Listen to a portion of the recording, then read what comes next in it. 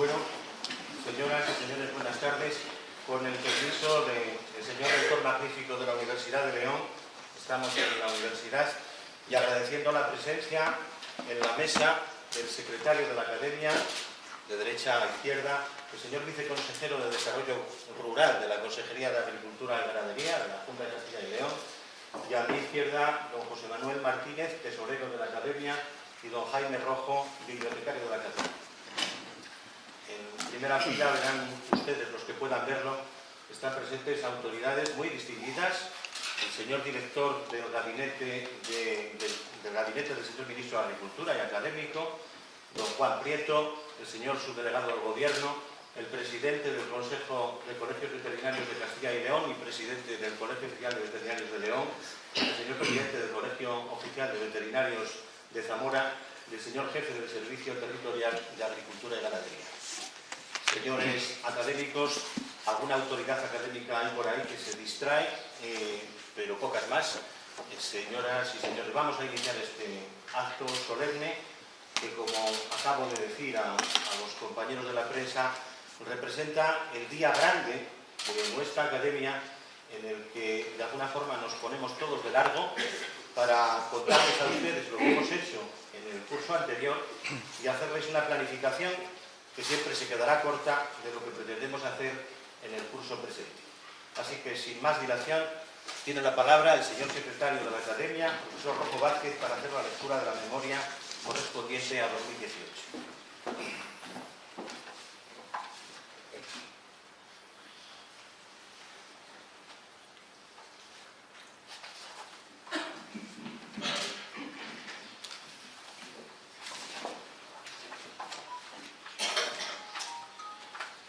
Buenas tardes a todos.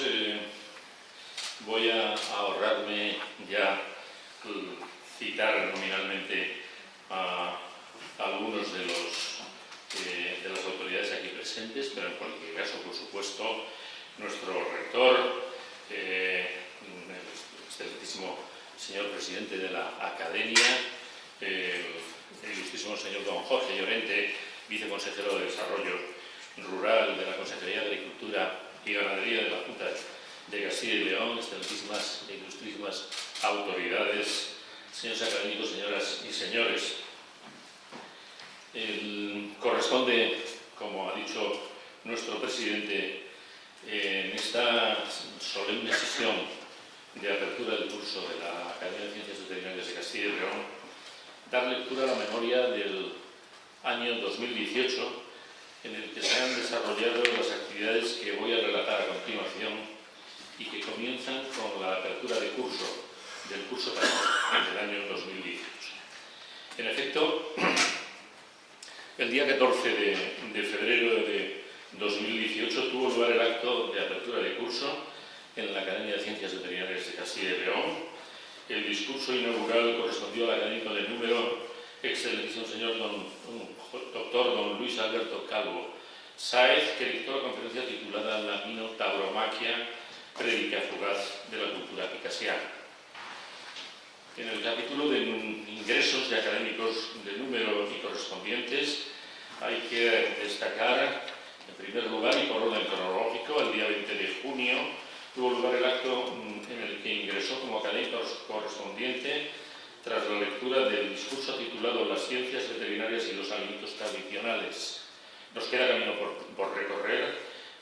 Fue el doctor don Francisco Javier Carballo García, que se adscribe a la sección de Higiene, Inspección y Tecnología de los Alimentos y que fue presentado por el académico de número doctor Carlos Alonso Calleja. El 27 de septiembre tomó posesión el primer académico correspondiente extranjero de nuestra academia, el doctor don Carlos Lanuse, profesor de Farmacología Veterinaria en la Facultad de Veterinaria de Tandil, en la República Argentina, y director del Centro de Investigación Veterinaria de Tandil. Fue presentado por el profesor Rojo Vázquez y su discurso de ingreso fue Optimización farmacoterapéutica para el control de parásitos resistentes. El 23 de enero pasado tuvo lugar el ingreso del doctor Carlos Díez Valle como académico correspondiente. El nuevo académico fue presentado por el doctor Vicente Gaudioso Lacasa, y el título de su discurso de ingreso fue Carne de origen silvestre, análisis del sector desde el punto de vista global. Por último, el pasado día 13, hace una semana exactamente hoy, tuvo lugar el ingreso del doctor don Rafael Frandoloso, profesor adjunto de Microbiología e Inmunología de la Facultad de Agronomía y Medicina Veterinaria de la Universidad de Paso Fundo, en el estado de Río Grande del Sur, en Brasil, como académico correspondiente extranjero, con el discurso titulado El sistema inmunitario porcino, del calostro a la inmunidad específica inducida por vacunas. El doctor Frandoloso fue presentado por el profesor Rodríguez Ferri. En cuanto a actividades diversas, entre las que destacan sobre todo las conferencias y mesas redondas, pero también otros actos, el día 21 de marzo la doctora Olga Mínguez, académica correspondiente, pronunció una conferencia sobre sanidad animal en Castilla y León, base de la posibilidad del mercado. El 18 de abril, el académico de número doctor Domínguez Fernández Tejerina impartió una conferencia sobre la crisis universitaria. El día 2 de mayo tuvo lugar una mesa redonda organizada por la Academia, claro, que se desarrolló en el Paraninfo de la Facultad de Veterinaria de nuestra ciudad, que fue moderada por el presidente de la Academia y que llevaba por lema Bienestar Animal, en la que intervinieron los académicos doctores Gaudioso Lacasa, González Eguren y Carlos César Pérez García, y el presidente del Consejo de Colegios Veterinarios de Castilla y León y de nuestro Colegio Oficial de Veterinarios de León, el doctor don Luciano Víez. Los días 5 a 7 de mayo tuvo lugar en la sede del Colegio Oficial de Veterinarios y de la Academia de Ciencias Veterinarias de Cataluña, en la ciudad de Barcelona, la tercera reunión de academias de Ciencias Veterinarias de España, coincidiendo con el Congreso Mundial de Veterinario que se celebra en esa ciudad. Por parte de la Academia de Ciencias Veterinarias de Castilla y León asistieron el presidente, el secretario y el vicesecretario de la Academia. El secretario de la Academia y vicepresidente de la Real Academia de Ciencias Veterinarias de España participó en la sesión del Congreso Mundial Veterinario dedicada al papel social y científico de las academias de ciencias veterinarias, con una ponencia titulada Educación Veterinaria Continuada en Europa, los colegios de especialidades veterinarias. El 17 de mayo tuvo lugar un viaje a Madrid organizado conjuntamente por la sección de Historia de la Veterinaria de la Academia y la disciplina del grado en Veterinaria de Historia de la Veterinaria para visitar el Museo del Centro Militar de Veterinaria, asistiendo los alumnos matriculados en la disciplina y los profesores Rodríguez Ferri, Martínez Rodríguez y González Eguren. En la quinta reunión anual de Academias Sanitarias de Castilla y León se celebró en mayo, el 28, en la sede de la Real Academia de Medicina de Valladolid. Intervino por parte de nuestra academia el académico de número doctor don Carlos Alonso Calleja, con una conferencia titulada Los insectos en la alimentación humana, aspectos sanitarios y nutricionales. El 30 de mayo dictó una conferencia el doctor José Manuel Martínez Rodríguez sobre la peste blanca en el Señor de Bembibre. El doctor Roberto Cubillo, académico correspondiente, intervino el 8 de noviembre con una conferencia sobre lo que se comía en León, en la ciudad de León, hace 300 años. Agua, pan, vino, puntos suspensivos. En la Real Academia de Medicina de Valladolid tuvo lugar el 9 de noviembre una jornada con el lema Una salud, en la que intervinieron el presidente profesor Rodríguez Ferri y el académico electo don José María Eiros Bouza, que es académico de la Real Academia de Medicina de Valladolid, sobre el papel de la microbiología clínica en la salud. El 14 de noviembre tuvo lugar una conferencia del académico de número doctor don Stanislaus Luis Calabuch sobre desarrollo sostenible. Y el 21 de noviembre, el académico de número doctor Carlos Alonso Calleja dio una conferencia con el título ¿Son los insectos un buen alimento? Seguridad alimentaria y valor nutricional. Por último, el 12 de diciembre, de nuevo el doctor Roberto Cubillo de la Puente impartió la segunda parte de la conferencia que había pronunciado unas semanas antes, con otras cuyo título es Sobre lo que se comía en León hace 300 años. El capítulo de premios de la Academia de Ciencias Veterinarias de Castilla y León del año 2017, en la reunión de la comisión correspondiente del premio del Consejo de Colegios Veterinarios de Castilla y León y Academia de Ciencias Veterinarias de León, se acordó por unanimidad conceder el premio Consejo de Colegios Veterinarios de Castilla y León y Academia de Ciencias Veterinarias de Castilla y León al trabajo titulado Listeria monocitógenes en platos preparados, presentado bajo el seudónimo Mauro Listeria, cuyo autor es el doctor en veterinaria don Alberto Portela Vázquez. Se han celebrado juntas ejecutivas a lo largo del año, como unas 12, si no recuerdo mal, me voy a evitar el leer las fechas, y 2 juntas o asambleas generales extraordinarias y ordinarias. Se han celebrado 2 juntas generales de la DECIC, una extraordinaria el 19 de septiembre en León, otra también extraordinaria el 19 de diciembre y una junta ordinaria, estas 2 últimas, en la sede del Colegio Oficial de Veterinarios de Palencia. En noviembre del año anterior, de 2017, se había acordado enviar para su publicación en el Boletín Oficial de Castilla y León la convocatoria de 2 plazas de académico de número, una para la sección segunda, Medicina Veterinaria, y otra para la sección tercera, Zootecnia y Medio Ambiente.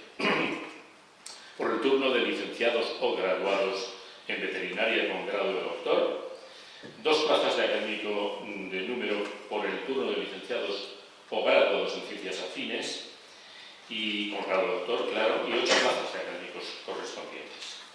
El 15 de junio, el Boletín Oficial de Castilla y León publicó la convocatoria. El 19 de septiembre, como acabo de señalar hace unos segundos, se reunió una junta extraordinaria en la que se procedió a la votación de los candidatos para las plazas de académicos de número y correspondientes.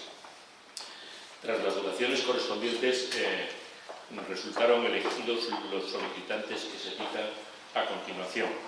Académicos de número, turno de licenciados o graduados en veterinaria, sección segunda, medicina veterinaria.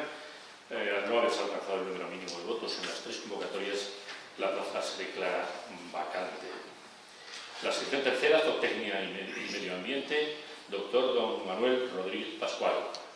Académicos de número por el turno de licenciados o graduados en ciencias afines, con el grado de doctor, el doctor don Juan José Fernández Domínguez, doctor en Derecho, y don José María Eirós Bouza, doctor en Medicina y Cirugía. Y los académicos correspondientes que leo a continuación. Doctores Carlos Díez Valle, que ya ha tomado posesión, como he dicho, Rafael Frandoloso también, Francisco Javier Tejedor Martín, Marta Hernández Pérez, Serafín Costilla, Ramiro Montaña, Rodríguez Altonaga, Daniel Bartolomé, Fernández Vázquez. En la Junta General de diciembre, en la extraordinaria que se celebró en Palencia, como decía, fueron reelegidos para los cargos de secretario general y tesorero los doctores Rojo Vázquez y Martínez Rodríguez, respectivamente. De esa manera continúa la renovación de cargos directivos que hasta ese momento venían siendo desempeñados de forma provisional desde la Fundación. Se ha procedido también a la elección de presidentes y secretarios en las distintas secciones de la Academia. El resultado ha sido el siguiente. En sección primera, Ciencias Básicas, presidente doctor Rodríguez Ferri, secretario doctor Gutiérrez Martín. Sección segunda, Medicina Veterinaria, presidente Francisco Rojo Vázquez, secretaria doctora Inmaculada Díaz Prieto. Sección tercera, Zootecnia, presidente doctor Gabriel Rocasa, secretario doctor González Eguren. Sección cuarta, Higiene de los Alimentos, presidente doctor Carlos Alonso Calleja, secretaria doctora Rosa Cápita González. Y sección quinta, Historia, presidente doctor Jaime Rojo Vázquez, secretario doctor José Manuel Martínez Rodríguez.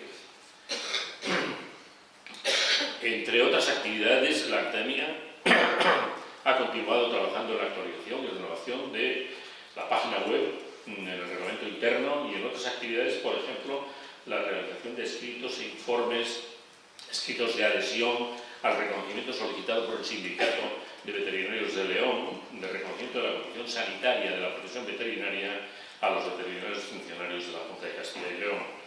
Por parte del Servicio de Publicaciones del Ministerio de Agricultura, se recibió en febrero ya del año, hace un año, un lote de libros y películas cuya relación obra en poder del bibliotecario de la Academia. Como ejecución del acuerdo adoptado por la Junta de Gobierno, el día 21 de junio se reclamó a la Real Academia de Ciencias Veterinarias de España la medalla de académico correspondiente nato. El día 12 de noviembre se recibió una carta del secretario general de la RACVE comunicando la decisión de la Junta de Gobierno sobre la concesión de la medalla de académico correspondiente nato a la Academia de Ciencias Veterinarias de Castilla y León. Y en el acto de apertura de la Academia, de la Real Academia de Ciencias Veterinarias de España, la RACVE, este curso en finales de enero, hace un mes, se hizo entrega de dicha academia, de dicha medalla al presidente de la Academia.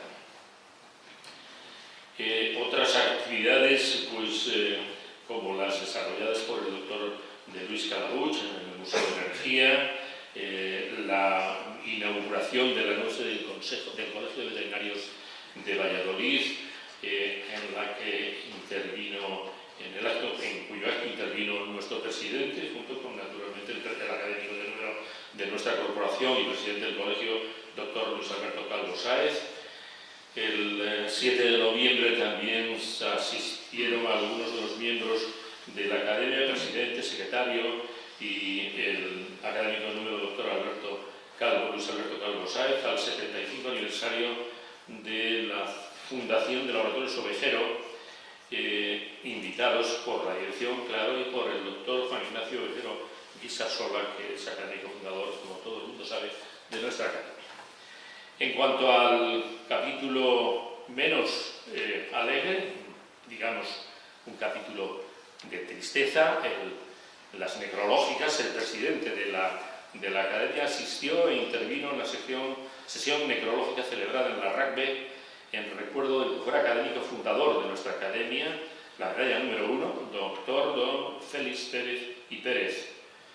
Y el pasado 2 de abril del año pasado, de 2018, falleció el doctor don Luis Rodríguez Ruiz, académico correspondiente de nuestra Academia. La Academia de Ciencias Veterinarias, finalmente, de Castilla y León, agradece la colaboración de todos los organismos e instituciones que de diferente manera han contribuido al desarrollo de las actividades que han tenido lugar a lo largo de 2018, de forma especial a la Universidad de León, al Laboratorio SIVA, a los colegios profesionales, especialmente al Colegio de Palencia, en este caso en la persona de su presidente, a Sanofi Pasteur MSD, y a la ayuda que nos han prestado el personal de Administración y Servicios. Por último, se acordó que la fecha de apertura de curso tuviera lugar el 20 de febrero de 2019, hoy, proponiéndose al académico de número de la sección de Zootecnia y Medio Ambiente, doctor don Vicente Ramiro Gaudioso Lacasa, para dictar el discurso de apertura. Finalmente, ahora sí, los premios de la Academia de Ciencias Veterinarias de Castilla y León del año 2018. Ha habido 2 premios, como se sabe: premio del Colegio Oficial de Veterinarios de León, Academia de Ciencias Veterinarias de Castilla y León. En la reunión correspondiente se acordó por unanimidad conceder el premio al trabajo titulado Efecto de las condiciones ambientales sobre el crecimiento de pollos durante la fase inicial de vida, criados en sistemas de producción ecológica, que fue presentado con el seudónimo ASG, cuyos autores son doña Ainhoa Sarmiento García, don Carlos Palacios Río Cerezo y doña Isabel Revilla Martín.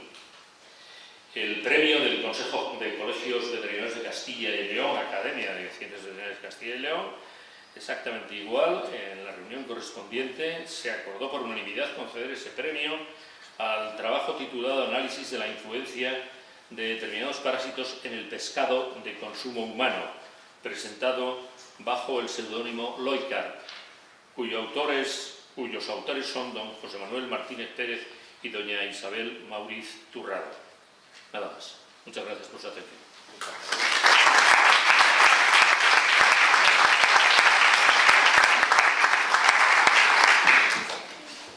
Pues siguiendo el orden del día, procede ahora la entrega de premios de la Academia a los que acaba de hacer mención el señor secretario. Tal vez para formalizar la situación, yo le ruego que lea las actas correspondientes.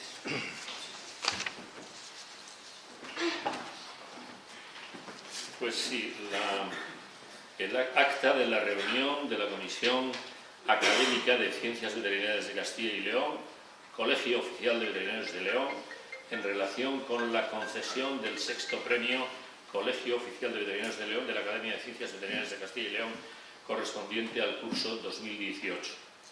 Reunidos en la sede del Colegio Oficial de Veterinarios de León, los miembros de la comisión nombrada al efecto, como establece la convocatoria del premio, 6º premio, del Colegio Oficial de Veterinarios de León, de la Academia de Ciencias Veterinarias de Castilla y León, que figuran al pie del presente documento, siendo las 18:30 horas del día 18 de febrero de 2019, una vez revisados los trabajos presentados y comprobándose que reúnen los requisitos establecidos en la convocatoria, se acuerda por unanimidad conceder el premio Colegio Oficial de Veterinarios de León de la Academia de Ciencias Veterinarias de Castilla y León al trabajo titulado Efecto de las condiciones ambientales sobre el crecimiento de pollos durante la fase inicial de vida, criados en sistemas de producción ecológica bajo el seudónimo ASG.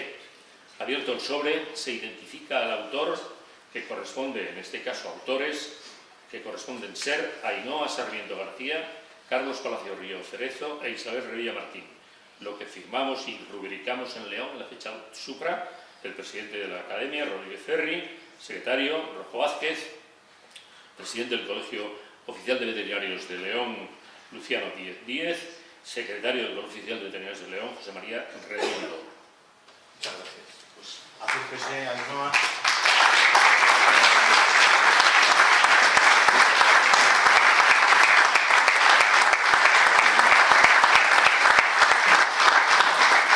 ¿Quieres entregarle tú el diploma?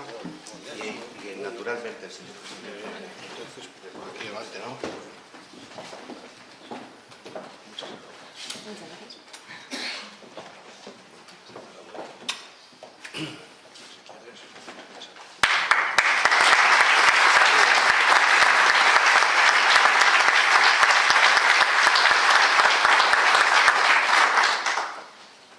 Pues nada. Ahora le doy la segunda. Enhorabuena. Gracias.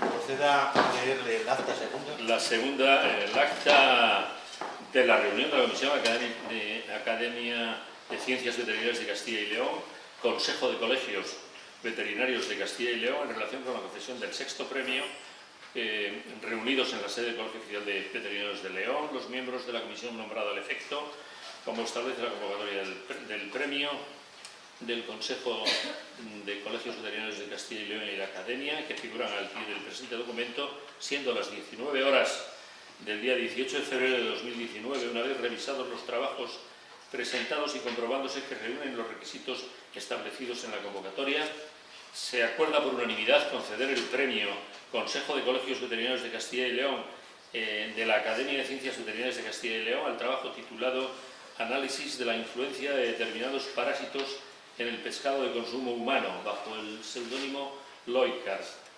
Abierto el sobre, se identifica al autor, autores también en este caso, que corresponden ser José Manuel Martínez Pérez e Isabel Mauriz Turrado, lo que firmamos y rubricamos en León en la fecha supra, Rodríguez Ferri, Rojo Vázquez, Luciano Díez, Antonio Rubio Blasco.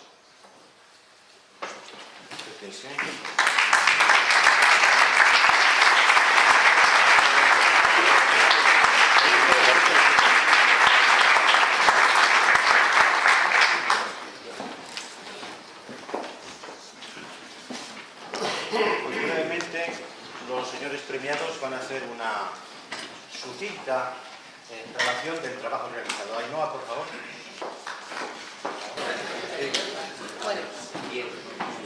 pues ¿por qué nos hemos planteado el pollo? Pues en primer lugar, pues bueno, la situación de la producción mundial de pollo es muy importante y se ha producido un incremento del 1,7% en 2018. La producción mundial de pollo se concentra principalmente a nivel de Estados Unidos, a nivel de la Unión Europea y a nivel de China.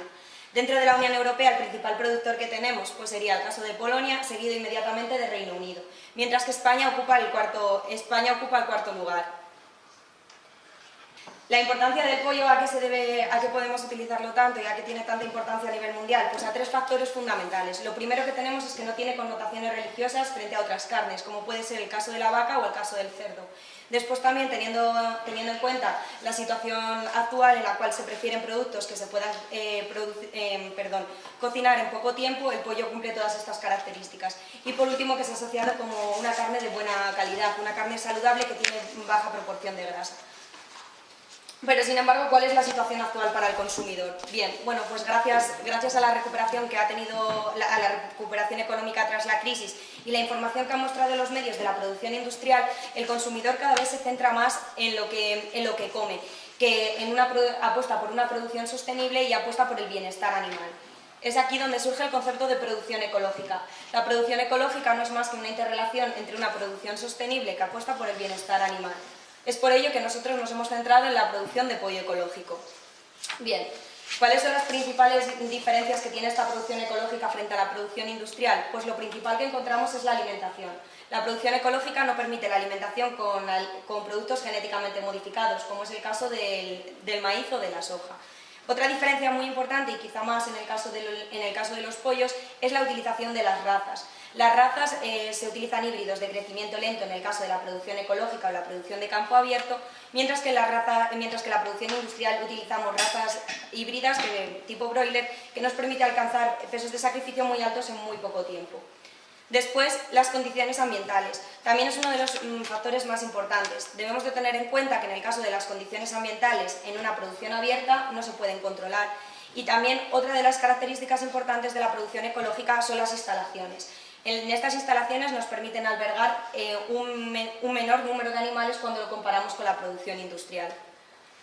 Es por eso que nuestro trabajo se ha centrado en la evaluación de la temperatura y de la densidad en el caso de los pollos ecológicos. El objetivo general ha sido evaluar el efecto que tienen los condicionantes ambientales, la temperatura y la densidad, sobre la fase inicial de vida de los pollitos ecológicos, que serían de 0 a 28 días, en un sistema de producción ecológica. En primer lugar, hemos empezado por la densidad. La densidad, para ello, lo que hicimos fue reunir 222 pollitos machos de raza Redbro, que eran razas de crecimiento lento, y los dividimos de forma equitativa en dos grupos. Establecimos una D1 con 37 pollos por metro cuadrado, mientras que la D2 tenía 11,25 pollos por metro cuadrado. Los pollos, cuando llegaron a nuestra explotación, los identificamos de forma individual y los pesamos semanalmente. Evaluamos ganancia media, índice de conversión y mortalidad. Y sobre todos estos resultados realizamos una estadística. A continuación, lo que debemos de tener en cuenta en cuanto a la producción ecológica es la densidad, ¿vale? El Real Decreto nos marca que en producción ecológica, con aproximadamente 400 gramos, que es lo que pesan al cabo de 30 días, los animales se pueden tener una densidad de 52,5 pollos por metro cuadrado, mientras que en el caso de la producción industrial, con el mismo peso, nos permite tener hasta 80 pollos por metro cuadrado. La principal, en nuestro estudio, como veis, tanto la D1 como la D2 son inferiores a los que marca el Real Decreto. Y, sin embargo, en el caso de la D2 supone un tercio sobre la D1 y un quinto sobre el Real Decreto. ¿Cuáles son nuestros resultados? Pues, en primer lugar, lo que primero que tenemos es que no se observaron diferencias estadísticamente significativas ni en la P1 ni en la P2. Pero, sin embargo, a partir del peso 3 comienzan a establecerse estas diferencias, que se hacen mucho más acusadas cuando se alcanza el peso de los 30 días. De esta manera tenemos que cuanto menor es la densidad, mayor es el peso. Eso es.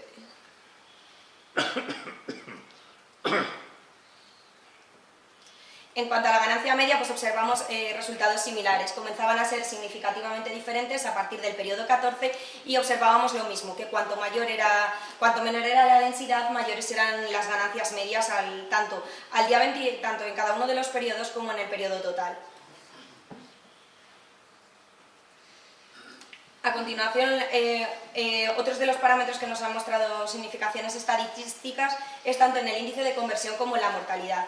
La mortalidad nos mostró que cuando los pollos están en una densidad menor tienen un incremento de la mortalidad, y quizá aquí lo más importante es que es el índice de conversión. Cuando hay una densidad mayor de animales hay un índice de conversión mayor. Se observa que hay una caída. Esta caída es de aproximadamente es de un punto de diferencia, y esto al final repercute sobre el coste económico para el productor.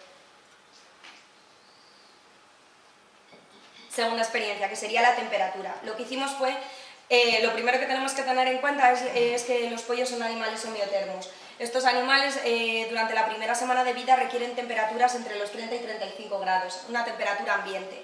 Los estudios consultados nos sugerían que, por ejemplo, que razas rústicas podrían estar mejor adaptadas a temperaturas ambiente, como pueden ser las de la producción ecológica, que no están controladas, y también nos decían que los broilers estaban peor adaptados a estas temperaturas. Entonces, pues nosotros lo llevamos a cabo. Para ello utilizamos 100 machos de la misma raza que en el caso anterior y evaluamos durante 0 a 28 días también.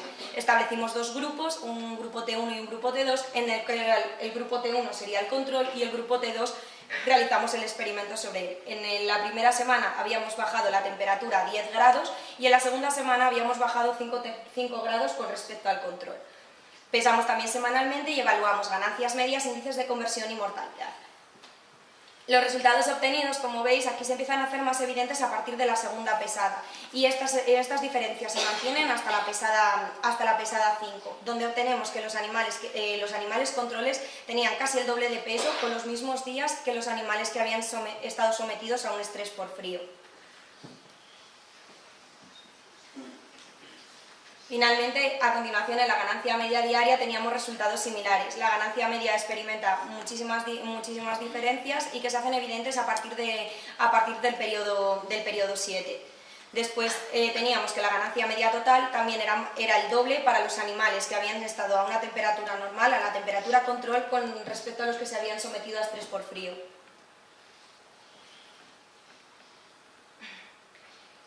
Con el índice de conversión y la mortalidad nos ocurrió similar. Los animales que habían estado sometidos a estrés por frío incrementaron el índice de conversión en 1,5 punto, mientras que la mortalidad en el grupo T1 no hubo ninguna mortalidad, mientras que en el T2 tuviéramos un incremento de la misma. Yo os quiero, eso es la principal diferencia, y eso, que a medida que disminuimos la temperatura se produce un incremento del índice de conversión y la mortalidad. Esta es una de las fotos de lo que yo os quiero mostrar, cuando llegaron los pollitos a la explotación y cuando aplicábamos la temperatura. Como veis, el pollo tiene muy mal aspecto y las heces aparecen pegadas. Lo que nos sugieren los libros es que cuando se produce un estrés tanto por calor como por frío, se produce un incremento de la corticosterona y produce un aumento de la permeabilidad del intestino. Esto permite una mayor absorción tanto de Escherichia coli como de Salmonella, que fue lo que hallamos en nuestro experimento.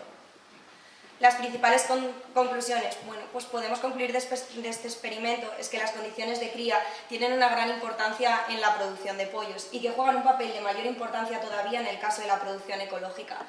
En el caso de una reducción de la densidad, incluso por debajo de los niveles que marca el Real Decreto, permite una mejora del peso al cabo de 30 días, de la ganancia media y del índice de conversión. En cuanto a la temperatura, la reducción de la temperatura, aunque solo se produzca durante 2 semanas, repercute sobre el peso al cabo de los 30 días, también sobre la ganancia media y el índice de conversión y mortalidad, incrementándolos. Por ello, en el caso de la producción ecológica, la búsqueda de alternativas supone una prioridad para estos productores. Muchas gracias.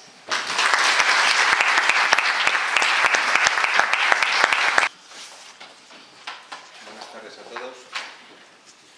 Excelentísimas autoridades de la Academia de Ciencias Veterinarias de Castilla y León y del Ilustre Consejo de Colegios Profesionales de Veterinarios de Castilla y León, señoras y señores, a todos agradecemos su presencia en este solemne acto.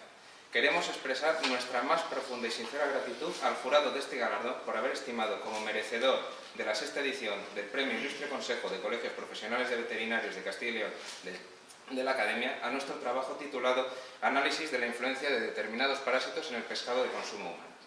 Es un enorme privilegio que nos llena de satisfacción y nos alienta a continuar esforzándonos en el estudio de las ciencias veterinarias que tanto han hecho en pro de la humanidad y cuyo legado científico es incalculable. Pasamos a la siguiente, doctor Fer. Bien es sabido que los problemas derivados de las enfermedades en materia de salud pública suponen una enorme trascendencia desde los puntos de vista médico y económico. Un capítulo de gran relevancia en el contexto de las patologías emergentes es el dedicado a los alimentos de origen animal. Desde este punto de vista ha de considerarse que los alimentos pueden ser una vía de emergencia de zoonosis. Cualquier alimento puede ser un vehículo potencial. Todos los tipos de agentes son competentes en este propósito y la industria alimentaria, desde la producción hasta el consumo, posee interés especial en cuanto a la emergencia de las enfermedades y las zoonosis. De manera particular, frente a los beneficios del pescado, hay que concienciar a la sociedad de sus implicaciones en materia de salud pública, puesto que los productos pesqueros pueden transmitir diferentes enfermedades causadas por bacterias o parásitos, así como toxinas y otros contaminantes abióticos. Pasamos a la siguiente. El objetivo de este trabajo ha sido evaluar la influencia de determinados parásitos que suelen encontrarse en el pescado de consumo humano y comparar los resultados encontrados después de efectuar un análisis mediante inspección visual de diversos productos pesqueros adquiridos en establecimientos aleatorios de una ciudad española, Pamplona. Como conclusiones, hemos obtenido las siguientes. 1. Se encontró una similitud entre los distintos establecimientos de venta de pescado de dicha ciudad respecto a los resultados obtenidos tras el análisis parasitológico de los ejemplares adquiridos. 2. La mayor parte de los parásitos evidenciados habían sido los nematodos anisáquidos, un 8,5% de casos sobre el total, frente a cestodos, como del género Diphyllobotrium, un 6,4%, y a los protozoos del género Cudoa, un 6,4%. El nivel de parasitación en los gallos fue superior un 50% frente al de las pescadillas, 26,7%, y al de las bacaladillas, un 25%.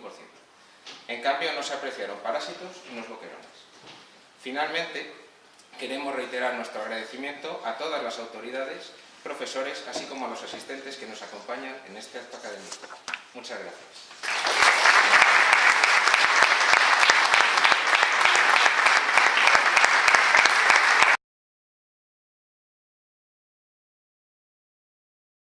Excelentísimo señor presidente de la Academia de Ciencias Veterinarias de Castilla y León, ilustrísimo señor viceconsejero de la Consejería de la Junta de esta comunidad, señores académicos, autoridades docentes, profesionales, señoras, señores, amigos todos.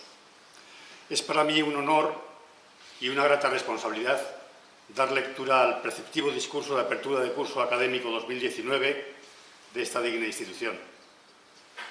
Y quisiera empezar afirmando que asistimos en los últimos tiempos a un cambio profundo en las relaciones del hombre con los animales. Algunas de sus causas y consecuencias ya fueron analizadas por quienes habla hoy en sendas publicaciones previas con motivo de mi ingreso como miembro de número de esta academia, la primera, y en la apertura de curso académico de las Universidades de Castilla y León como catedrático más antiguo del centro universitario al que le correspondía ese año, la segunda, en la que la condicionalidad vinculada al bienestar animal aparece como uno de los principales factores condicionantes actuales de la zootecnia. Me propongo aquí recordar someramente algunas de las ideas básicas de la historia y evolución de los conceptos relacionados con el tema, de la controversia sobre los derechos de los animales y de la adopción de un léxico alternativo políticamente correcto, dando un paso más en el análisis de las consecuencias de dichas tendencias y de manera muy particular abordando someramente las implicaciones y desafíos que las nuevas ideas sobre el bienestar animal comportan para las ciencias veterinarias. Nuestra relación con los animales como especie es, y lo ha sido desde siempre, buena, instintiva, intensa como cazadores inteligentes y eficaces y muy natural. Cuando compartíamos ancestro con otros primates, teníamos en torno a medio kilo de cerebro. Comenzamos a diferenciarnos como poderosos depredadores comedores de proteína y, consecuencia de ello, en un primer momento, primer gran salto evolutivo, hace unos 2 millones de años, el tamaño de nuestro cerebro aumentó hasta casi 1 kilo y posteriormente se incrementó en medio kilo más hasta la situación actual. Un vendaval de cadenas de antepasados. El cerebro humano pesa casi 1,5 kilos y contiene unos 100.000 millones de neuronas y sus infinitas conexiones. Así todo, durante millones de años, el hombre se centra casi exclusivamente en el hecho de conseguir cazar y recolectar los alimentos necesarios para su subsistencia. Así, repito, durante millones de años. Se vivía al día, compitiendo con otras especies de depredadores y familias o grupos de la propia especie que defendían su territorio. Las estaciones o periodos del año resultaban muy variables, algunos de ellos largos y duros, extremadamente difíciles. Aunque siempre estuvimos dispuestos a compartir los recursos vitales. Compartir sí, pero en justa reciprocidad. De forma interesada, particularmente con los que en los últimos milenios pasarían a ser los animales domésticos, o mejor aún, los animales útiles. Disponer de una línea de supermercado en casa era una gran oportunidad, una enorme ventaja para la supervivencia.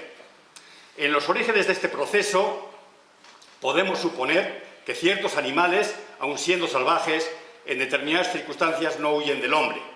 Incluso buscan el amparo que les ofrece una cueva compartida o los restos de una comida, correspondiendo a su vez con el apoyo activo en la caza y como detectores de potenciales peligros, reclamo o alarma. Esto acontece hace apenas 12.000 o 15.000 años. Una migaja en la escasa de los tiempos de la evolución humana. Es la domesticación. Se pasa de la edad de piedra a soñar con volar, a disponer de unas tecnologías de intercomunicación mundial. Se pasa de malvivir cazando a mandar artefactos al espacio para predecir el tiempo, a dar pasos en la Luna o a explorar los espacios más remotos. Aprendimos a utilizar a los animales con mutuo beneficio, a intercambiar fluidos y participar en los rendimientos de diversas hazañas. En ocasiones, incluso, a compartir ilusiones de futuro, maldades o situaciones de angustia o desesperación. Todo ello ha sido posible en unos pocos miles de años gracias a la domesticación, al enorme avance que supone controlar de forma continua la producción de los alimentos necesarios para poder dedicarse a otras cosas, a pintar, a pensar en los ancestros, a adorar a unos dioses benefactores o vengativos, al desarrollo de nuevas técnicas o simplemente a holgazanear, que de todo hay. Y ello ocurre antes de asentarnos en los territorios y domesticar algunas plantas. Según Zauner, el perro, el reno, la oveja y la cabra fueron domesticados en la fase preagrícola del desarrollo de la humanidad. Así empieza la zootecnia, nace la producción animal. Cuando nos encontramos con noticias como la de que un perro de un sin techo ataca a un hombre en Reus, o la de aquellas mujeres madre e hija que murieron desangradas con mordeduras en el cuello tras ser atacadas por 2 de sus 6 perros que habían criado desde cachorros, cabe preguntarse si los animales tienen responsabilidades de dichos actos. Evidentemente no. Los deberes y responsabilidades solo son humanos, son exclusivamente de sus propietarios. En ocasiones, los que deberían ser responsables de los animales viven en un mundo lamentable de abandono y difícilmente pueden superar sus adicciones o controlar sus propios actos, como para ocuparse de responsabilidades de algunos de sus animales acompañantes. Tal es el caso reciente registrado en Barcelona con la agresión del perro de un indigente, al parecer muy violento, a un policía y la respuesta de este disparando al animal. El oficial pasó a estar de baja con importantes lesiones. La Unidad de Asuntos Internos, tras estudiar los hechos, concluyó que el agente había actuado en defensa de su integridad física y que no le quedó otra opción que matar al animal. Pese a ello, algunos grupos muestran su repulsa y llaman a importantes movilizaciones. Ven inadmisible que un ayuntamiento autoproclamado animalista resuelva a tiros los problemas con los animales. ¿Existe en los animales un sentido de culpabilidad o vergüenza? No. Sus estructuras mentales y referencias etológicas son otras. Aunque a veces determinadas mascotas, particularmente los cánidos, han aprendido a mantener contentos a sus dueños, mostrando un comportamiento de apaciguamiento que solemos interpretar como de expresión de culpabilidad. Hay un buen número de estudios en los que se demuestra que los perros no sienten culpabilidad. Según Hazel, veterinaria de la Universidad de Adelaida, los animales reaccionan de esta manera en cuanto interpretan el lenguaje corporal de sus dueños, incluso antes de que estos verbalicen sus ideas o deseos. Así y todo, determinadas pautas etológicas, con la mirada, las orejas y el hocico bajos, después de destrozar a mordiscos un sofá o comerse sin permiso algo que estaba prohibido, dan la sensación, poniendo ojos de pena, de que se sienten culpables o avergonzados por un mal comportamiento. Estas actitudes son muy celebradas por algunos dueños hasta el punto de que existen varias páginas web dedicadas en exclusiva a este fenómeno. Hay cientos de situaciones, de pensamientos o acciones de la especie humana proyectados sobre las potencialidades de los animales más queridos, pero no son ellos, somos nosotros. Derechos, libertades y otros eufemismos. La disminución del contacto con los animales en el medio rural y la carrera vertiginosa de la intensificación entra en conflicto con la tradicional y milenaria explotación animal, asumiendo por una buena parte de la población de los países más desarrollados la quimera de los derechos de los animales. Se da por supuesto que los animales son sujetos de derecho, pero los derechos implican ineludiblemente deberes. Los animales no tienen deberes, y el juego entre derechos y deberes está basado en la libertad humana, y por tanto no es de aplicación a los animales. Un animal puede tener todos los derechos que se nos ocurran, todos los que le conceda el hombre, todos los que en democracia organizada apruebe el legislativo. En este sentido, el filósofo catedrático de ética Fernando Savater argumenta que si ves un pobre pájaro que va a ser engullido por una serpiente, tratarás de ayudarle, aunque no tenemos obligación moral alguna de ayudar al pájaro, pero nos cae mejor que el reptil. Por contra, si el sujeto desvalido ante cualquier depredador es un niño, sí impera la ética, sí hay deber moral, sí hay obligación de ayudarle. No se trata de una preferencia, sino de un deber objetivo y su incumplimiento conlleva responsabilidades legales severas. Sin embargo, no debemos olvidar que los animales sienten y, en general, nos disgusta herirlos, nos repele constatar su sufrimiento, merecen nuestro mayor respeto y siempre que sea posible debemos tratarlos mejor que peor. Los animales no son libres, no tienen moral, no se les puede pedir responsabilidades, no tienen derechos, no tienen deberes. Solo nosotros que hemos inventado la moral tenemos deberes y por ende también derechos. Podemos ser piadosos o crueles y pagar por ello. Son muchos los estudios efectuados en relación con el bienestar animal en las últimas décadas y muchos los autores que han intentado aunar criterios para configurar una definición del concepto de bienestar animal con el mínimo rigor. En cualquier caso, el concepto debería centrarse fuera de opiniones sin sustento científico, fuera de corrientes de sentimiento extremas. En este sentido, hay que señalar algunas corrientes poco rigurosas, al menos dos. Por un lado, la de los que defienden el concepto de utilidad desorbitada o de animales máquina, esto es, la intensificación máxima de los sistemas productivos, y en la otra orilla, los que intentan imponer un universo sesgado del bienestar animal en el entorno del animalismo, del antropomorfismo, que se manifiestan bajo el eslogan de la liberación animal. No todo vale. No podemos explotar a los animales sin sentimiento ni empatía alguna. No pueden permitirse sufrimientos innecesarios. Pero en el otro extremo están los animalistas acérrimos, los que se dejan llevar por los sentimientos de considerar al animal parte de su familia, los que todo lo digieren y asimilan desde la sensación subjetiva de la especie humana a la que pertenece. Es bien conocido por el mundo científico que el bienestar animal hay que interpretarlo desde el análisis de las variables y parámetros propios de la especie de que se trate.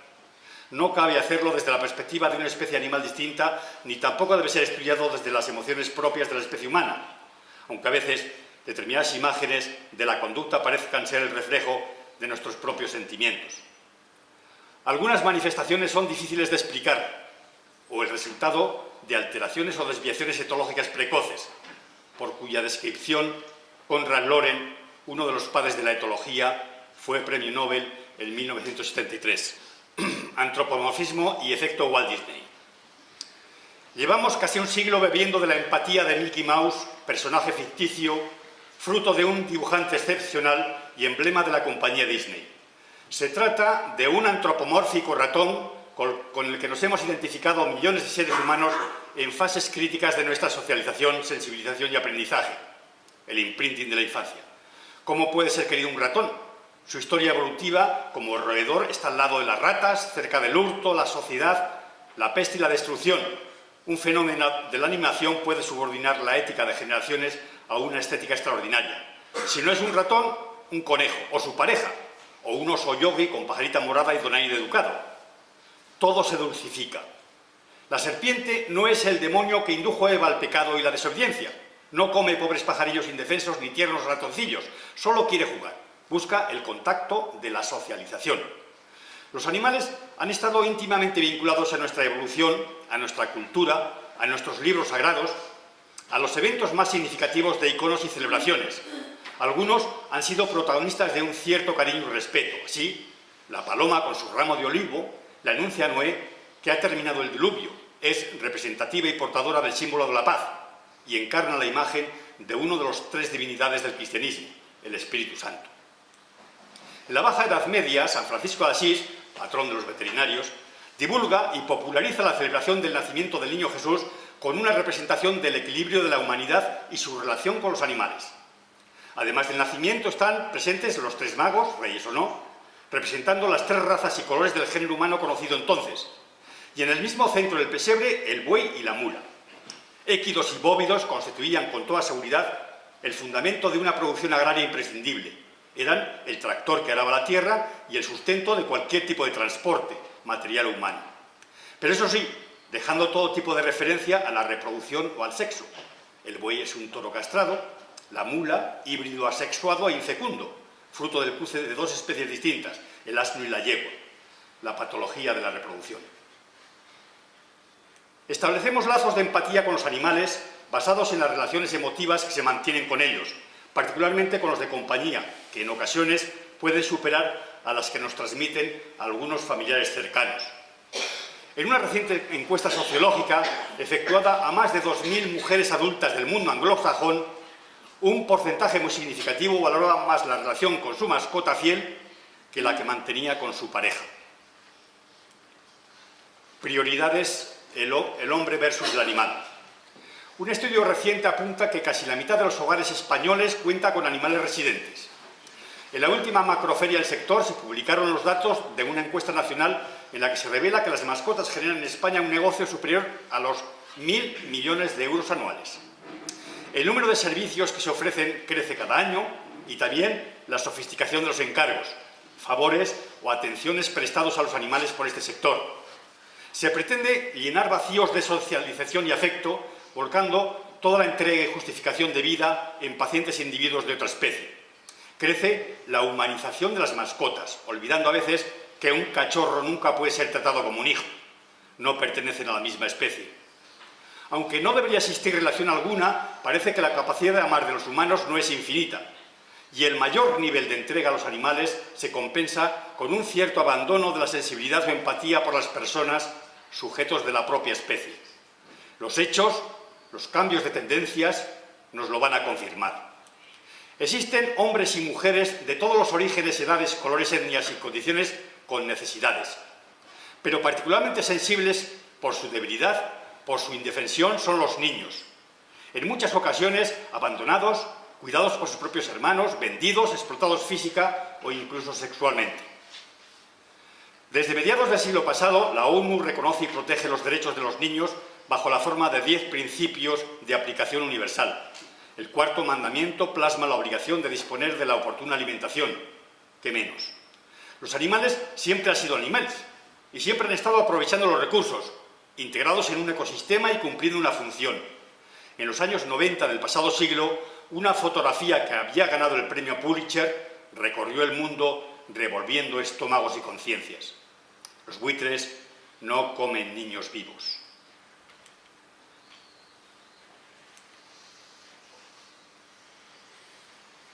Según la FAO, en los años de la década del 2000, en el mundo moría de hambre un niño cada 5 segundos.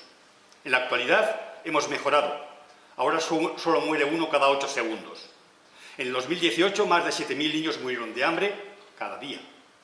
En este preciso momento, más de 50 millones de niños están caquéxicos en el mundo en proceso de morir por falta de recursos básicos. ¡Cuánta necesidad de empatía! ¡Qué gran tarea por delante! Más de 1 millón de migrantes sin nada, muchos de ellos niños sin el amparo o vigilancia de un adulto responsable, han entrado en la Unión Europea en los últimos tiempos. Europa responde con el control estricto de las fronteras y la financiación, a ser posible, en países externos de campos de refugiados. Cada vez se detectan más casos que responden al denominado síndrome de resignación. Afecta a niños y adolescentes. Los primeros síntomas son la apatía, la depresión, el aislamiento del resto de la sociedad. Renuncian a hablar, a comer, a beber, incluso a ir al baño, hasta que dejan de responder a los estímulos. Se me hiela la palabra. La incertidumbre de no saber cuándo abandonarán el campo para refugiados hace que dejen de moverse. Los animales de compañía y otros animales útiles pueden ayudar a revertir las consecuencias. Pero como hemos visto en Europa, también en España, también en Castilla y León, tenemos amplias bolsas de apuros y penuria. Más de 50.000 personas sin techo viven en la calle en nuestro país. Como diría el sabio filósofo, aquí no queda espacio para tanto vacío.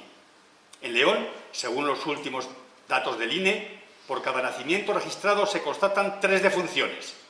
Ello implica la evidencia manifiesta de una escasa fecundatio, un crecimiento de la comodidad, del individualismo, de la búsqueda de una satisfacción personal por otras vías alternativas a lo que la especie tiene programado desde hace milenios y milenios. Son los ancianos otro colectivo sensible y para el que han cambiado las referencias de convivencia y proyecto de vida. Cada vez más se profundiza en una cierta desafección. El edadismo, término acuñado por el psiquiatra Robert Barr, es un modo de discriminación poco conocido, pero que afecta a millones de personas mayores de forma evidente. Las instituciones, bajo el reflejo de la sociedad que las sustenta, apartan con descaro sus mejores fuentes, la experiencia sosegada, el árbol de la vida y el conocimiento. El modelo de convivencia social está evolucionando a pasos agigantados. Algunos ancianos mueren y no se descubre su cuerpo hasta pasados meses o incluso años. Hay mucha soledad invisible en el portal de al lado. ¿Dónde poner el límite del nivel de bienestar? ¿Serán los insectos la línea del límite de protección en el futuro o el pulpo como potencial animal de compañía? Son numerosas las referencias bibliográficas que convierten a los insectos en la principal fuente de proteína del siglo XXI. En la actualidad, más de 2.000 millones de personas consumen insectos en su dieta habitual y en ocasiones con gran placer, como nos ha ilustrado recientemente en este mismo foro el doctor Calleja, académico de número de esta digna institución. En todo caso, el consumo de proteína de insecto no resuelve el problema ético de determinadas culturas, religiones más estrictas.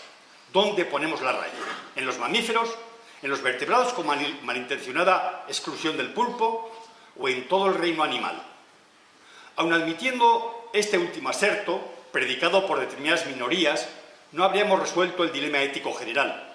Como ya se ha dicho, algunas religiones orientales, con milenios de historia, creen y predican la reencarnación.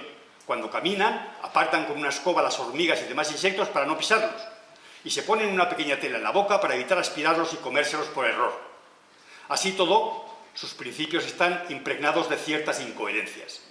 Algunas de estas religiones rechazan la liberación del alma de las mujeres si no se reencarnan antes como hombres. Todo un modelo a seguir.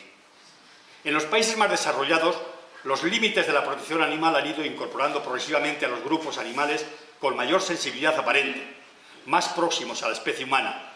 Dichas franjas o líneas rojas de amparo van descendiendo con el tiempo, no hay límites científicamente demostrados. Es un proceso de presiones dinámicas.